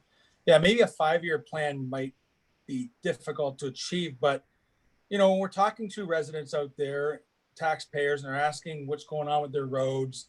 Previous council said they would probably have the roads done in the next year. Next year becomes 5 years. I think if we at least have the knowledge of the roads that are in our municipality from administration standpoint, which ones, need infrastructure, need all the waterworks underneath, which ones can just be repaved, which ones may cost this much, may cost that much, anything. It's very discouraging sometimes when you're talking to people, and like take Victoria, for example. I'm just tired of talking about this road, and I understand it's going to cost money, but I'd like to come back and at least tell them, look we have to do this, this, and that. And I think it's going to be around $5 million. And where are we going to find the money? I don't know, but we don't know. When we're talking to the residents, we don't always know exactly what the situation is with the road, what's involved with redoing it. We know what our budget is a year, and we know that outside of a prayer from the government giving us some money to help out with the roads and the infrastructure, that we're looking at usually every year the same budget or increasing taxes to accomplish a little bit more. But a 5-year, I don't know, but we definitely would like to have some, I would anyways, idea of, what roads, we can identify what roads need to be done and what's involved with doing each one of those roads. And even simple information like that, passing on to the residents would be helpful. That's my only comments on it. Thank you, Councillor Guerin. Councillor Bowman was next, and then Councillor Bjork. In theory, a 5-year plan sounds great, but in practice, it really doesn't work. And I'll use Fairview Ave here in Essex. That was a problem for years, and it was on one of these, the reconstruction in a certain year. Well, that year came and went, and it was probably about 8 years later that it actually started. And the amount of flack we took over that for those 8 years was unbelievable. And it would be the same thing with Victoria if we had it on, say, a 4 years out type thing, and we hit that 4th year and it still wasn't done. The flack you take, but not only from the residents, but they're expecting it to be done in that time frame. And as we found out, things just don't happen that way. Other things come along, or priorities change, funding changes from the province, and if the funding is for a certain type of thing that year, that's what you do, because you're getting better bang for your dollar. So, and I know in theory it'd be great to say that road is supposed to be done in 5 or 6 years, but in practice it just really doesn't work. So I'm really not in favor of it. Thank you, Councillor. Councillor Bjorkman, you were next. Thank you, Mr. Mayor. Yeah, I'll go back to 5 years ago when Irwin was the next street that was going to get done, from Fairview to the Zayres parking lot, and I mean that road is still, and people were excited where this road's going to get done. It's just fallen apart. But other priorities came along, and the councils of the day decided there were other roads that needed taken care of, because that one would have ate the budget. We look at Victoria, as Councillor Guerin's talking about. We could do a 5-year roads plan and just put Victoria and the rest of South Talbot, and there you go, 5 years. We'll talk again in 5 years about the next road we're going to do. So it is a difficult thing. Now we did have, and I haven't been to the council chambers for a long time, But to the CAO, we had the map of all the roads in Essex, and they were all green, orange, yellow, red. And it was a good descriptor for all of us to be able to see. You could walk up to that map and you knew which roads weren't getting done for sure. They were good. They were prioritized, but they helped us, and they were prioritized in the sense that some of them, even though they were red, they were going to need a new water main in 5 years, or they were going to need a new sewer in 7 years. So there was no point in doing them, and it was a good way for us to explain to our residents, yes, that road, it's in really terrible shape, but we're not going to open it up twice in the next 10 years. And it gave you ammunition, it gave you a defensible position for why some of those things weren't done. So if I can just to either say Nepsi or to Director Gerard, do we have that map still at Town Hall, and has it been updated?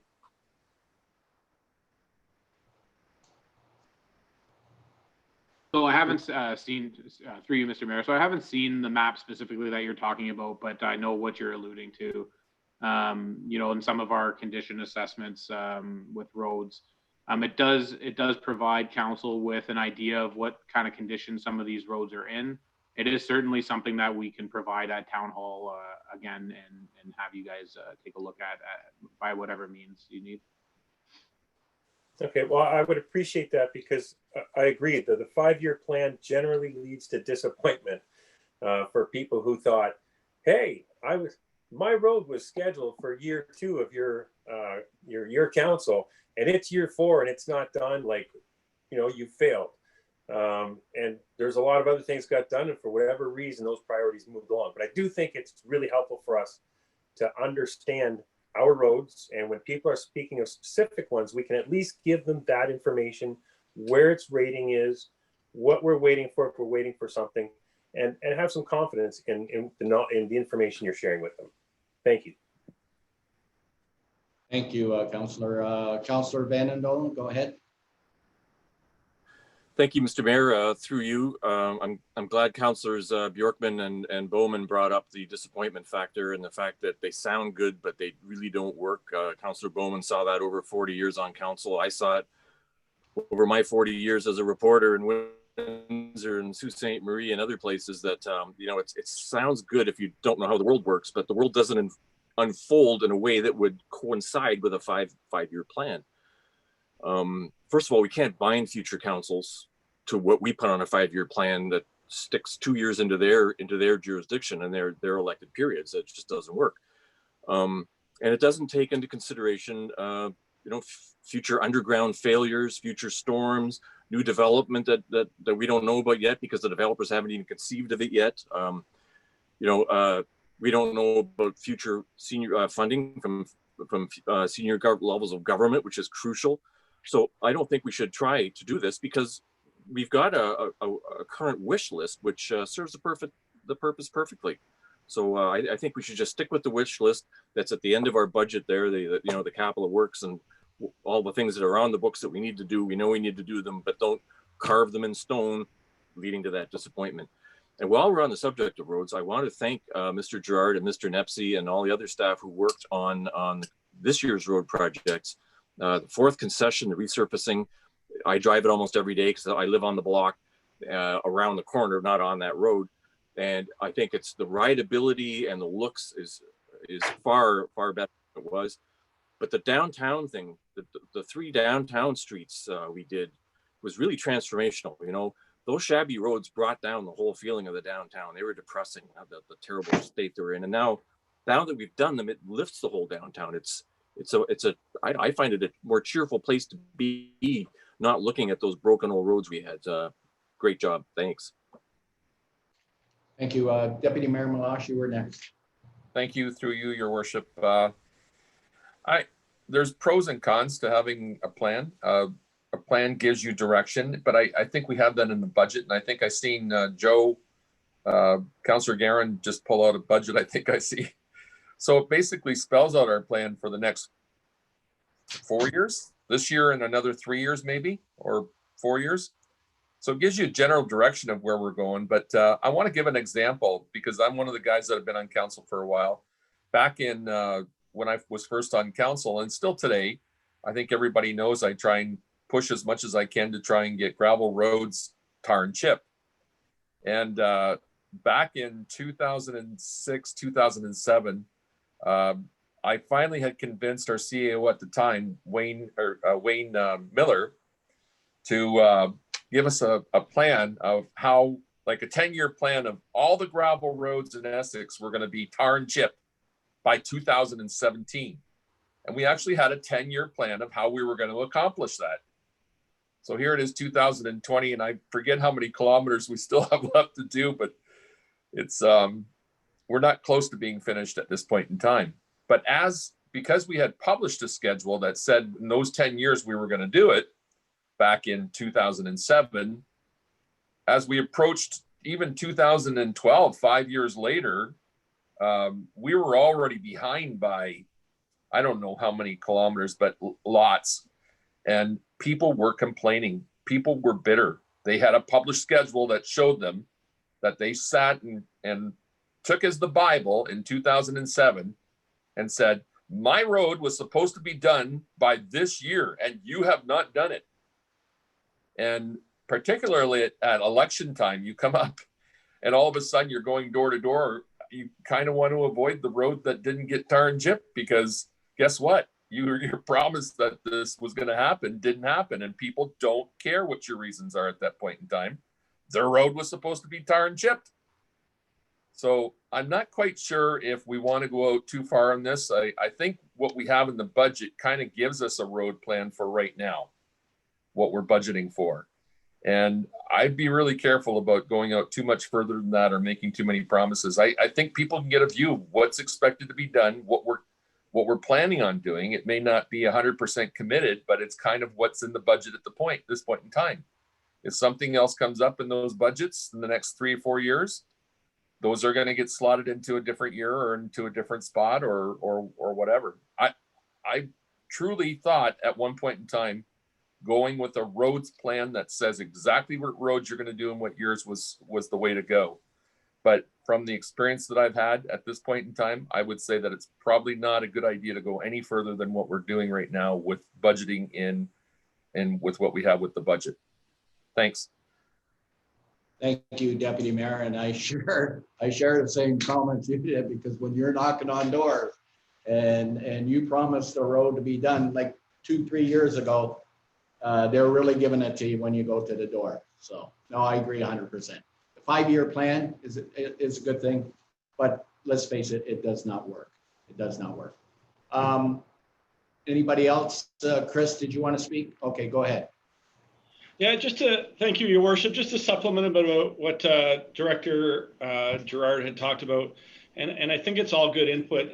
I guess what I'm, what Kevin had noted, we kind of do a mini infrastructure needs plan for you every year, right? Every year we look at everything that needs to be done, and we try and mix in, and we've talked about this before, it's a mix of roads that need water mains. It's a mix of roads that need maybe just service treatment. It's a mix of roads that need reconstruction. And it's a mix of wards that need them. And we try and balance that for you. We know the pressures you're under. We understand that. We've provided you maps in the past that show all the history of those roads. So what was done, when it was done, and it can give you an indication of where we've applied the monies and the infrastructure improvements within the municipality. So that's good info for you.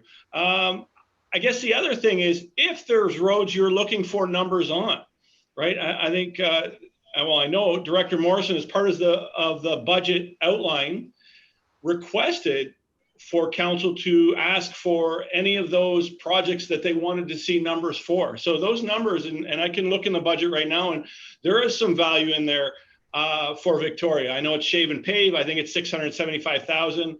Viscount Parkway's in there, those types of things. So you can get those numbers for those roads you're looking for. You just need to give us the ask and then the ample time to be able to provide that, I guess, guesstimate for you to be able to instruct your residents. So just a little bit of, I guess, my insight, having lived through, this with you guys as well for the last 12 years. So. Thank you, Chris.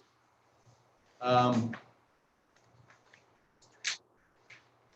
guess what's the pleasure of council here on this? There is a motion. It was a motion. Was a motion on the floor. Who was the seconder? Councillor Garrett. Councillor Guerin, you were the seconder. Councillor Bondi, you wanted to say something further? Yes, Mr. Mayor, I just wanted council to be aware that we didn't have a formal resolution out of our February 10th meeting. I think this was a very healthy conversation and a lot of valid points. So really good. One question, I think we could drop the motion because the conversation was had. One question though, in the 2021 budget, we keep talking about that there's a plan in the 2021 budget, but is it all just, I apologize, I don't have mine in front of me. Is it all one lump sum for money for roads? Does anybody there know? Chris, can you answer that? Go ahead. Yeah, I can, through your worship. It does, as the years go on, it becomes lump sum. Yes, if there's immediate roads that we know that need to be completed, those are in there. So for example, last year, we knew Weston Bakery was being, the apartments were being built. We put Victor in 2021 to be completed. When we have the 8th concession and we know we need to do the second half of the 8th, we'll put that in the forecast. But moving beyond that, you're right, Councillor Bonnie, it becomes a lump sum. And I think tied with those maps that have been provided to you in the past every year for budget, and I don't see this year as any different, that show you an indication at least of road condition rating.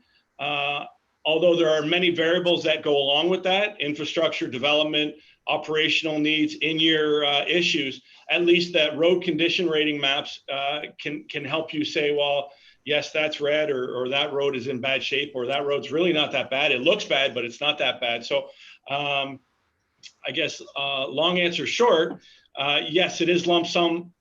The farther away you move from in year, it becomes lump sum. The only thing that the details of the lump sum, there's a philosophy, I guess, there's lump sum for surface treatment. So we know we're going to do X amount of kilometers a year of rural surface treatment, not necessarily which roads, but it gives us we know we're going to have to maintain our tar and chip. There's lump sum for, we moved last year towards the philosophy of shave and pave, right? Like what we did on Gordon Wilson, what we did on Queen Street. Those things, we can see the benefit of that shave and pave. So trying to kind of get to those segments of lump sum, but you're right, the identification of the individual roads moving on is not there in the forecast. Okay, thank you. I'll remove the motion, Mr. Mayor. Pardon me? You'll remove the motion? Correct. Okay, thank you. Well, go ahead. 15.2.2 on the agenda. Notice a motion moved by Councillor Bondi that August 1st be declared as Emancipation Day in the town of Essex. Would require a second. Need a seconder on that?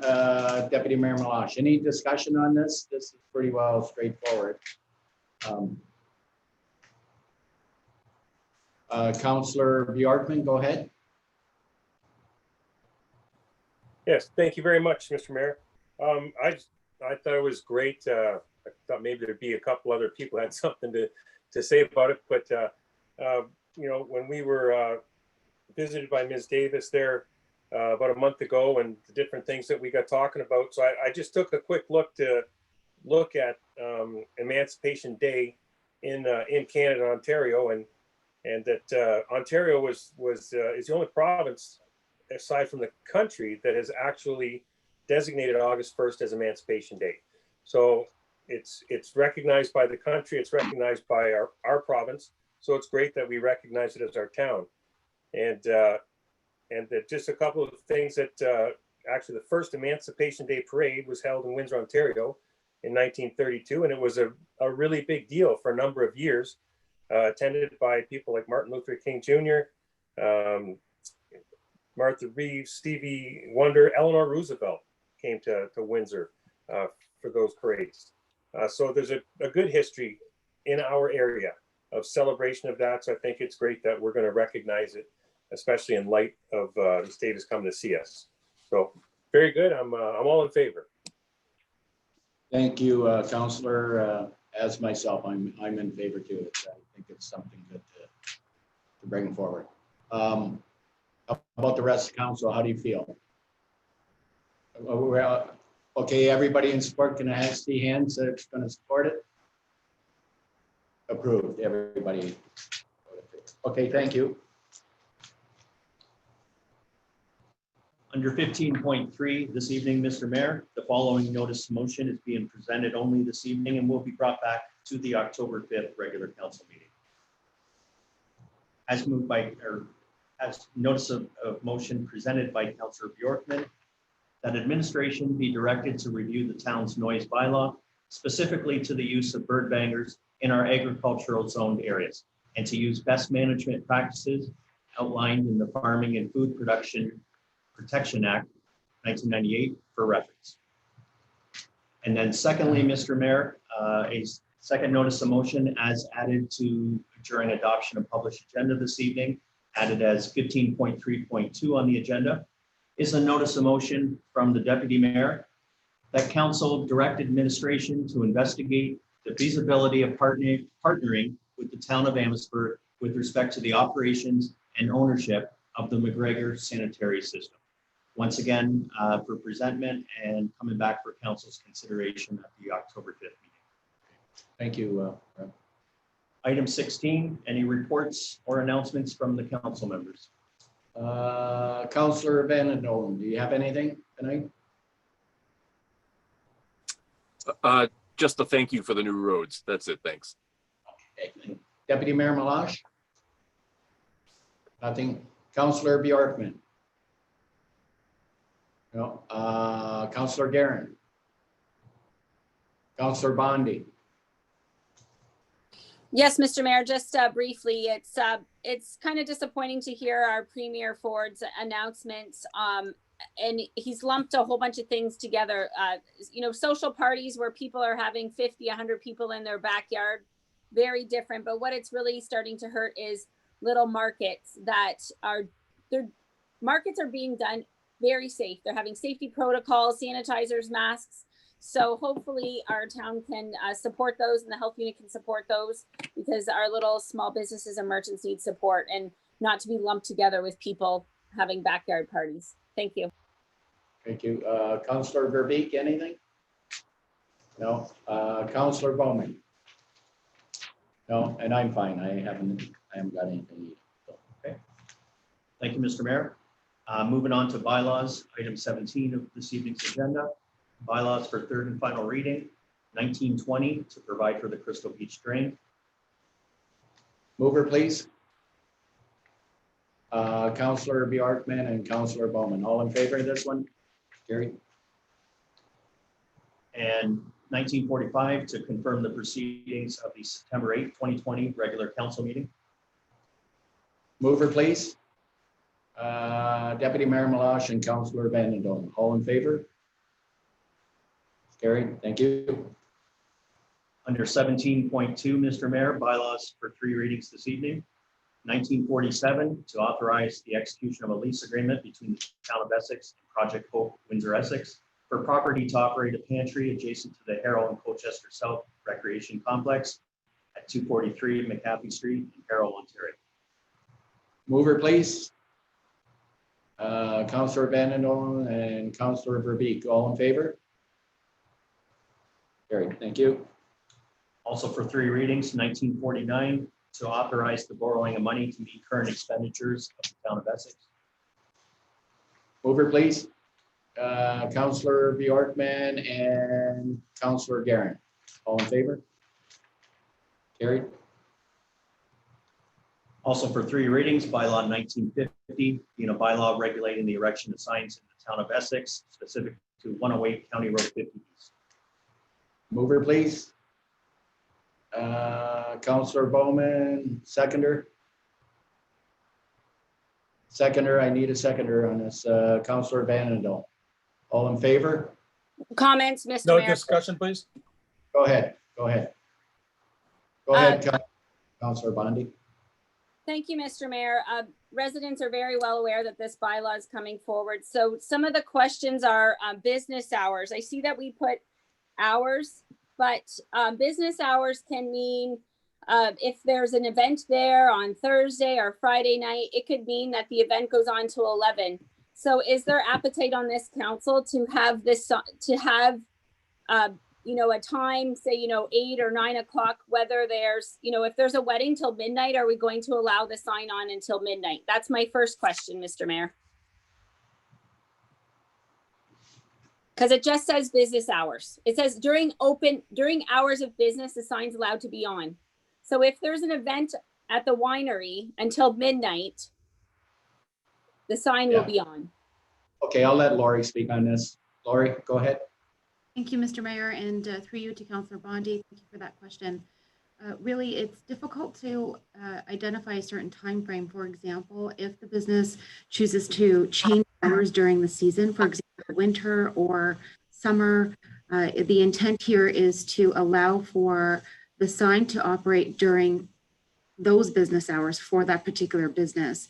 And if there is a special event, yes, the business should be able to operate, and that is our intent, is to say that if there is a wedding or some sort of special event, that the sign would be allowed to be kept on during that duration of that event. So that is the intent there, but it's difficult to actually put hours just in case of those changes to the operation of the business. Thank you. And further to that, Mr. Mayor, okay, I won't be supporting the bylaw, and I'd also like a recorded vote.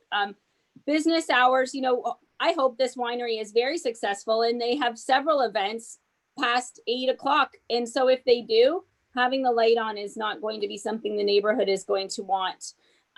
Also, the illumination, is there going to be a cap on how bright the letters can be? Because when it was on before, I was told, I didn't see it myself, but when I was told before that it was very bright. And I don't know how illumination is measured, but the brightness, is there anything in this bylaw that talks about the brightness? Thank you, Mr. Mayor, through you to Councillor Bondi and to all of council on that question. It's something that we looked at here administratively, and it's something that's very difficult for us to enforce. For example, my bylaw team is not able to go out there and take a measurement on illumination. So it's not something that I'm able to provide that enforcement for. What we tried to do was limit the exposure to, or rather the impact to surrounding properties by not allowing that sign to be operated during the middle of the night, for example.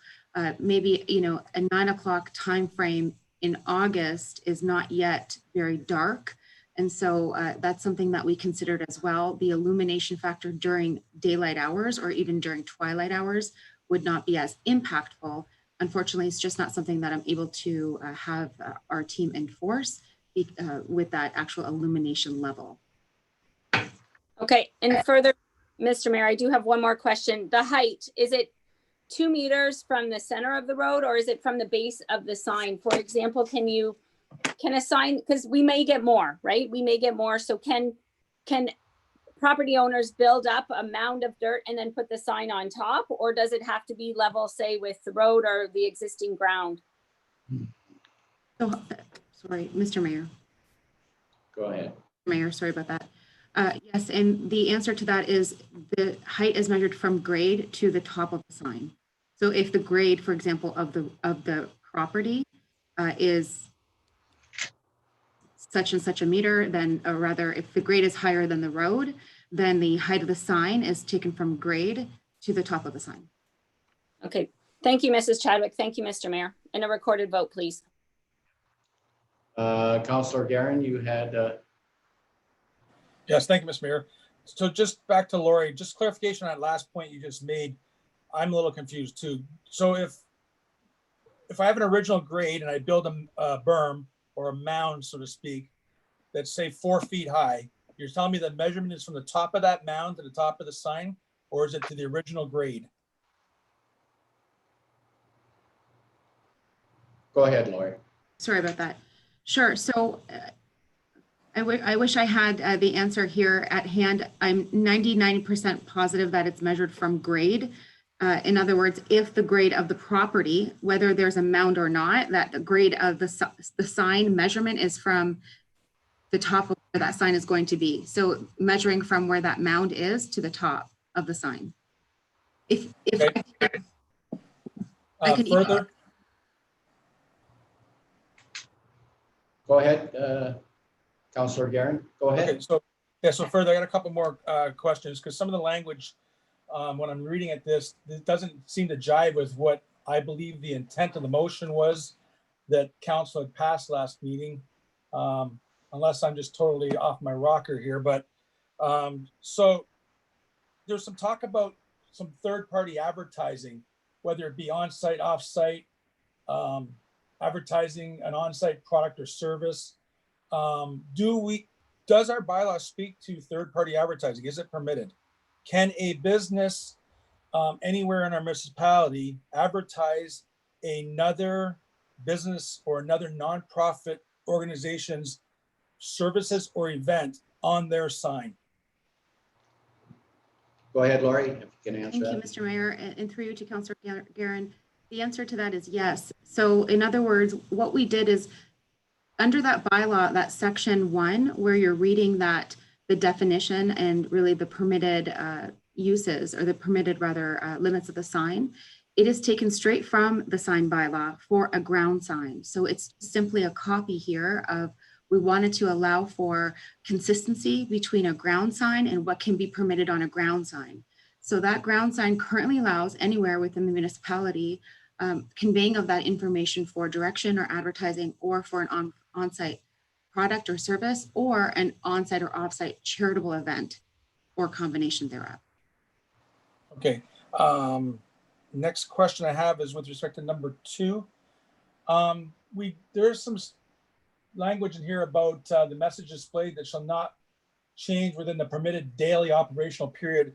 What my understanding is the operational period is to be, the message is supposed to be on there once and only changed the next day perhaps, and not any more than the one time. But it doesn't really say that in this. Can we clean that up a little bit and make it just say cannot be changed more than once in a day, or must stay static for an entire 24 hours or something along those lines? Sure, if that's the wish of council. The intent of that was to say that if the operational period, for example, excluded a day, for example, what if Monday was closed?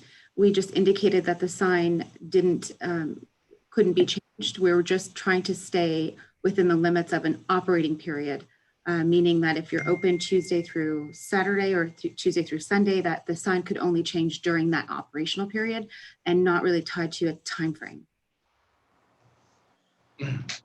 Okay, and the last one I have is with number 5. Maximum of 50% of the permitted sign face area on each side shall be electronic display. I thought that what we discussed at the last meeting was, and with my conversation I had with you earlier of that day, I thought that we were approving one line that on the appendix that you had sent was showing something along the lines of around maybe 10 inches by the width of the sign, which is 6 feet. 50% of the approved sign face area will allow him almost a 4 foot high by 6 foot wide message on each side of that sign. I don't think that was what we were going for, but again, I could be wrong. I need some help on that. Can you clarify? Absolutely, and through you, Mr. Mayor, to Councillor Garen. So it's essentially the sign can be used. So the sign face area, as we discussed at the last meeting, is the part of the sign that can be used to display any advertising or the name of the business, for example. So for this particular sign, the maximum allowable space is going to be automatically less than 50% of the entire sign. So as depicted in Appendix A, that was submitted as a part of the application, which council approved and accepted at the last meeting, the lighted sign area takes up about approximately 50% of the entire sign. So Mr. Gorski is able to use that lighted sign portion under this particular bylaw as approved by council and directed by council at the last meeting. And so 50% of that is or could be lit. And do you know that measurement offhand? Height by width? In Appendix A, according to whatever it was submitted in Appendix A and adopted by council in the previous reports. Okay. We just took a 50% division, just it split it in half essentially. Yeah, because I remember the conversation that you and I had was that Mr. Gorski was actually going to be building some sort of a blocker for that sign so it can only illuminate that one line area. Is that still the intent? Well, I don't think it was a blocker per se, but rather a frame. So for example, what we understand from Mr. Gorski during our application process was he intended to frame the lighted sign area. Mr. Gorski is on hand tonight if there are any questions that council, and that's through the clerk as well, if Mr. Gorski would like to speak or council so chooses to allow him to speak. But the framed area, yeah, we talked about that for sure. And the intent really was for Mr. Gorski to reduce the sign face area to allow for that or to meet the maximum sign face area in total at 2.1 square meters is a 4 foot by 6 foot wide area. So I think they come in tandem. So we would have to refer to Schedule A as the sign for this particular site. And I see what you're saying, that essentially what we're saying as a maximum, we indicated a 50% as a maximum, but that is not what's shown in Schedule A. So Schedule A by default takes precedent. In other words, what's depicted there is what's being presented and will be adopted by council through this passing of this bylaws, should council so choose tonight. Okay, thanks, Lori. Okay. Great, thank you. Anybody else from council? Yeah, okay, Councillor Bjorkman, you're first, and Deputy Mayor Malash. Thank you, Mr. Mayor. Just looking at Appendix A, and I looked at this earlier to see where those measurements are taken from to Councillor Guerin's question. So it shows the base from the center line of the road into where the parking lot area is to the curb. And the measurements are taken from the curb to the top of the sign. So it doesn't show that there's anything else in between. So the posts that are there are part of the height. So when you look at this layout, it says that with the measuring at the top of the sign to the bottom is from the curb up to the top. I'd like to get back to the lumens discussion, because I did drive by that sign the night it was lit up last January, and that is bright. That's land and airplane bright. So there needs to be some agreement to that. And I believe when they spoke with Mr. Gorski afterwards, he did not intend to have it on WOW. Didn't realize that's what it came on to, and they did turn it down.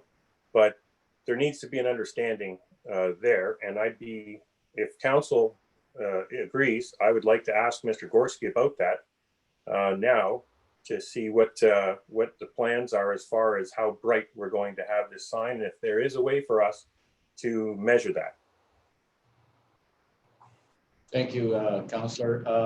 Deputy Mayor Malash, you're next, and we'll have Mr. Gorski speak, if that's okay with council. Yeah, thank you, through you, your worship.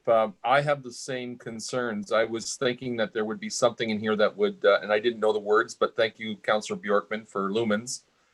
I think that there has to be some control or something spelled out in the bylaw that dictates this, because even if we have an agreement with Mr. Gorski and he says, oh yeah, it's going to be at 50% power as far as illuminating, this is the bylaw that we're going to pass. So the next person that comes along is going to say, hey, I don't have any intentions of eliminating or of limiting the amount of lumens that I'm going to present on a sign.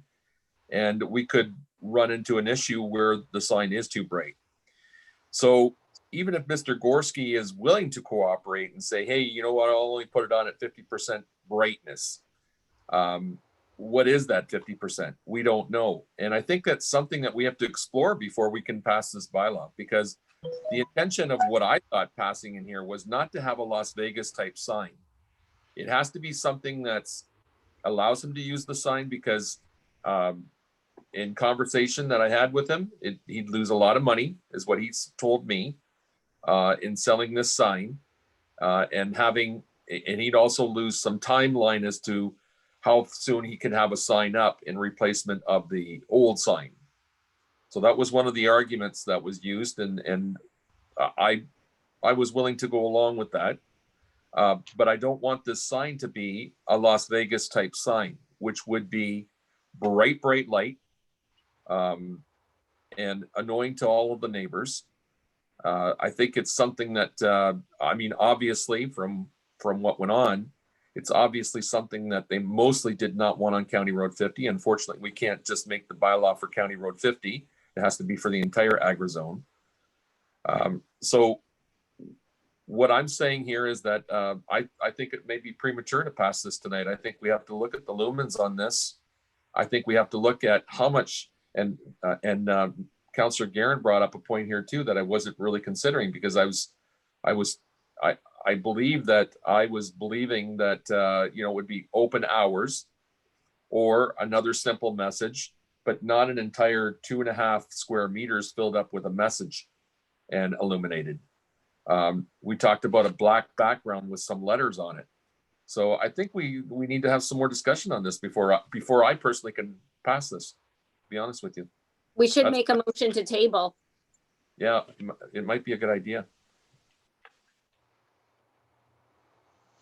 Almost in the table. Or do we want to give other people an opportunity to talk first? I think everybody spoke on it. Councillor Bowman did too? No, Councillor Bowman did not speak. Go ahead. Did you want to speak on it, Councillor Bowman? I would suggest before we table, we listen to Mr. Gorski and then entertain the motion. But I think it'd be wise to hear Mr. Gorski first. You need a motion, Councillor Bowman. You want to make that motion and have allow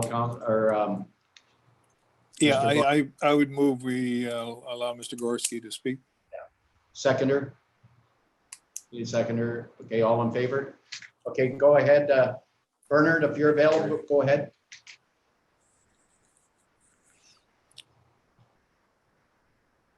Bernard, are you there?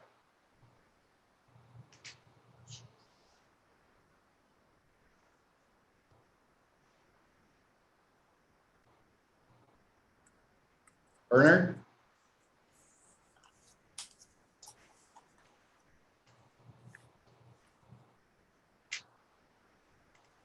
You're not there, Hello. Bernard? Hello, Yeah, go yes, ahead. I'm here. Yeah, go Okay, ahead. sorry about that. I'm on my cell phone because I'm not on the Zoom call. My internet is really poor in this area. Regarding the lumens, I really don't know how to measure that, but my intention is not to keep it on all night long. I know will be times when there's certain events that will last till 9 or 10, even 11 o'clock at night. I'd like to suggest and offer to council and the mayor that I will turn it off no later than 10 o'clock at night. I'm looking into a solid state control device that will go beyond a power outage, because when a power outage happens, the sign automatically defaults to full brightness and in an on position. And I do not want that. So I've gone through the trouble of calling an electrician who's very good at putting these things together. And he said that we can get a solid state sign that's got a battery in it. The battery operates, or the battery will be recharged when the power is on, and when the power is off, the control will continue to operate, so that I can say 10 o'clock would be my outside limit on that. I have a yard light, so I don't have to advertise anything after that. So I've got a yard light so everybody can see what they're doing in the parking lot, and it's also a security light that is on the property. I hope that addresses the issue. And regarding the lumens, I have to agree with the councilors. I have no way to measure that, but I do have a control on the computer that can allow me to, go anywhere from about 40% to 100%. And I found that 100% was offensive. I drove up the night of the power outage when the whole problem started. I drove up and I thought, oh my God, you could land an airplane around here. And I did not like that. And I turned it off immediately. And then I tried to do some research, but then by then I was told to turn it off completely. So I stopped looking into it. But now I'm looking into it, and I do want to make sure that it is not so bright that it offends the neighbors, and that it looks like the Las Vegas type sign that everybody's objecting to. That is not my intention at all. Having said that, if a mistake is made, I will definitely jump right on it and correct it. I only live about less than 5 minutes away, so if something happens in the middle of the night and I get a call, I'll come down there and turn the darn thing off, because I live in this neighborhood and I want to get along with everybody. I don't need people snarling at me every time I walk by. That's not the intention. What was the other issues that were stated? Sorry, I lost track of a lot of them. There were an awful lot of concerns. The size of the lighted area. I'm sorry? The size of the lighted area. The size of the lighted area is less than 50% of the whole sign. Anybody else from council? Go ahead, Deputy Mayor. Thank you. Mr. Gorski? Yes. Direct question. So as far as that 50% of the sign, was your intentions to use up the whole 50% of that sign, or was it like I was thinking personally was just a one-line thing that said open hours, 11 till 7 or 11 till 6 or whatever? Yeah, that's it's going to be more than one line. There's no question about that, because I would say welcome, we're open, and then 11 till 6, or around Christmas time, I'm going to say season's greetings, Valentine's Day, happy Valentine's Day, open 11 till 7. So it could be 2 or 3 lines on it. As far as the background is concerned, I want something that's attractive, just like everybody else. So I don't want a large, bright red or bright yellow background or anything of this nature. I kind of like the dark background with the lighting, with the letters, and make it visible. Okay. So what I understood and I was explained was that it would be a black background with lettering, colored lettering. I could restrict it to black. I don't have to color the background. Okay. Thank you. Who was next? Councillor Bondi.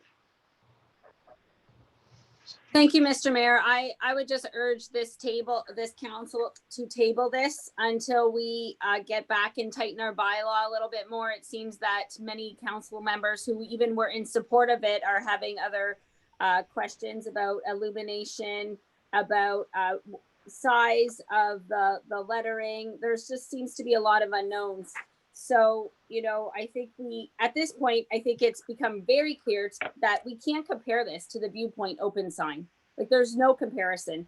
So if we're going to allow this, we need to know exactly what we are allowing. And it is almost 10 o'clock. And we have a couple council members who have said they've had headaches, and we need to do a good job on this, and we need to be diligent. So I would like to make a motion that we table it. Need a seconder on that. Deputy Mayor Malash. All in favor of tabling it?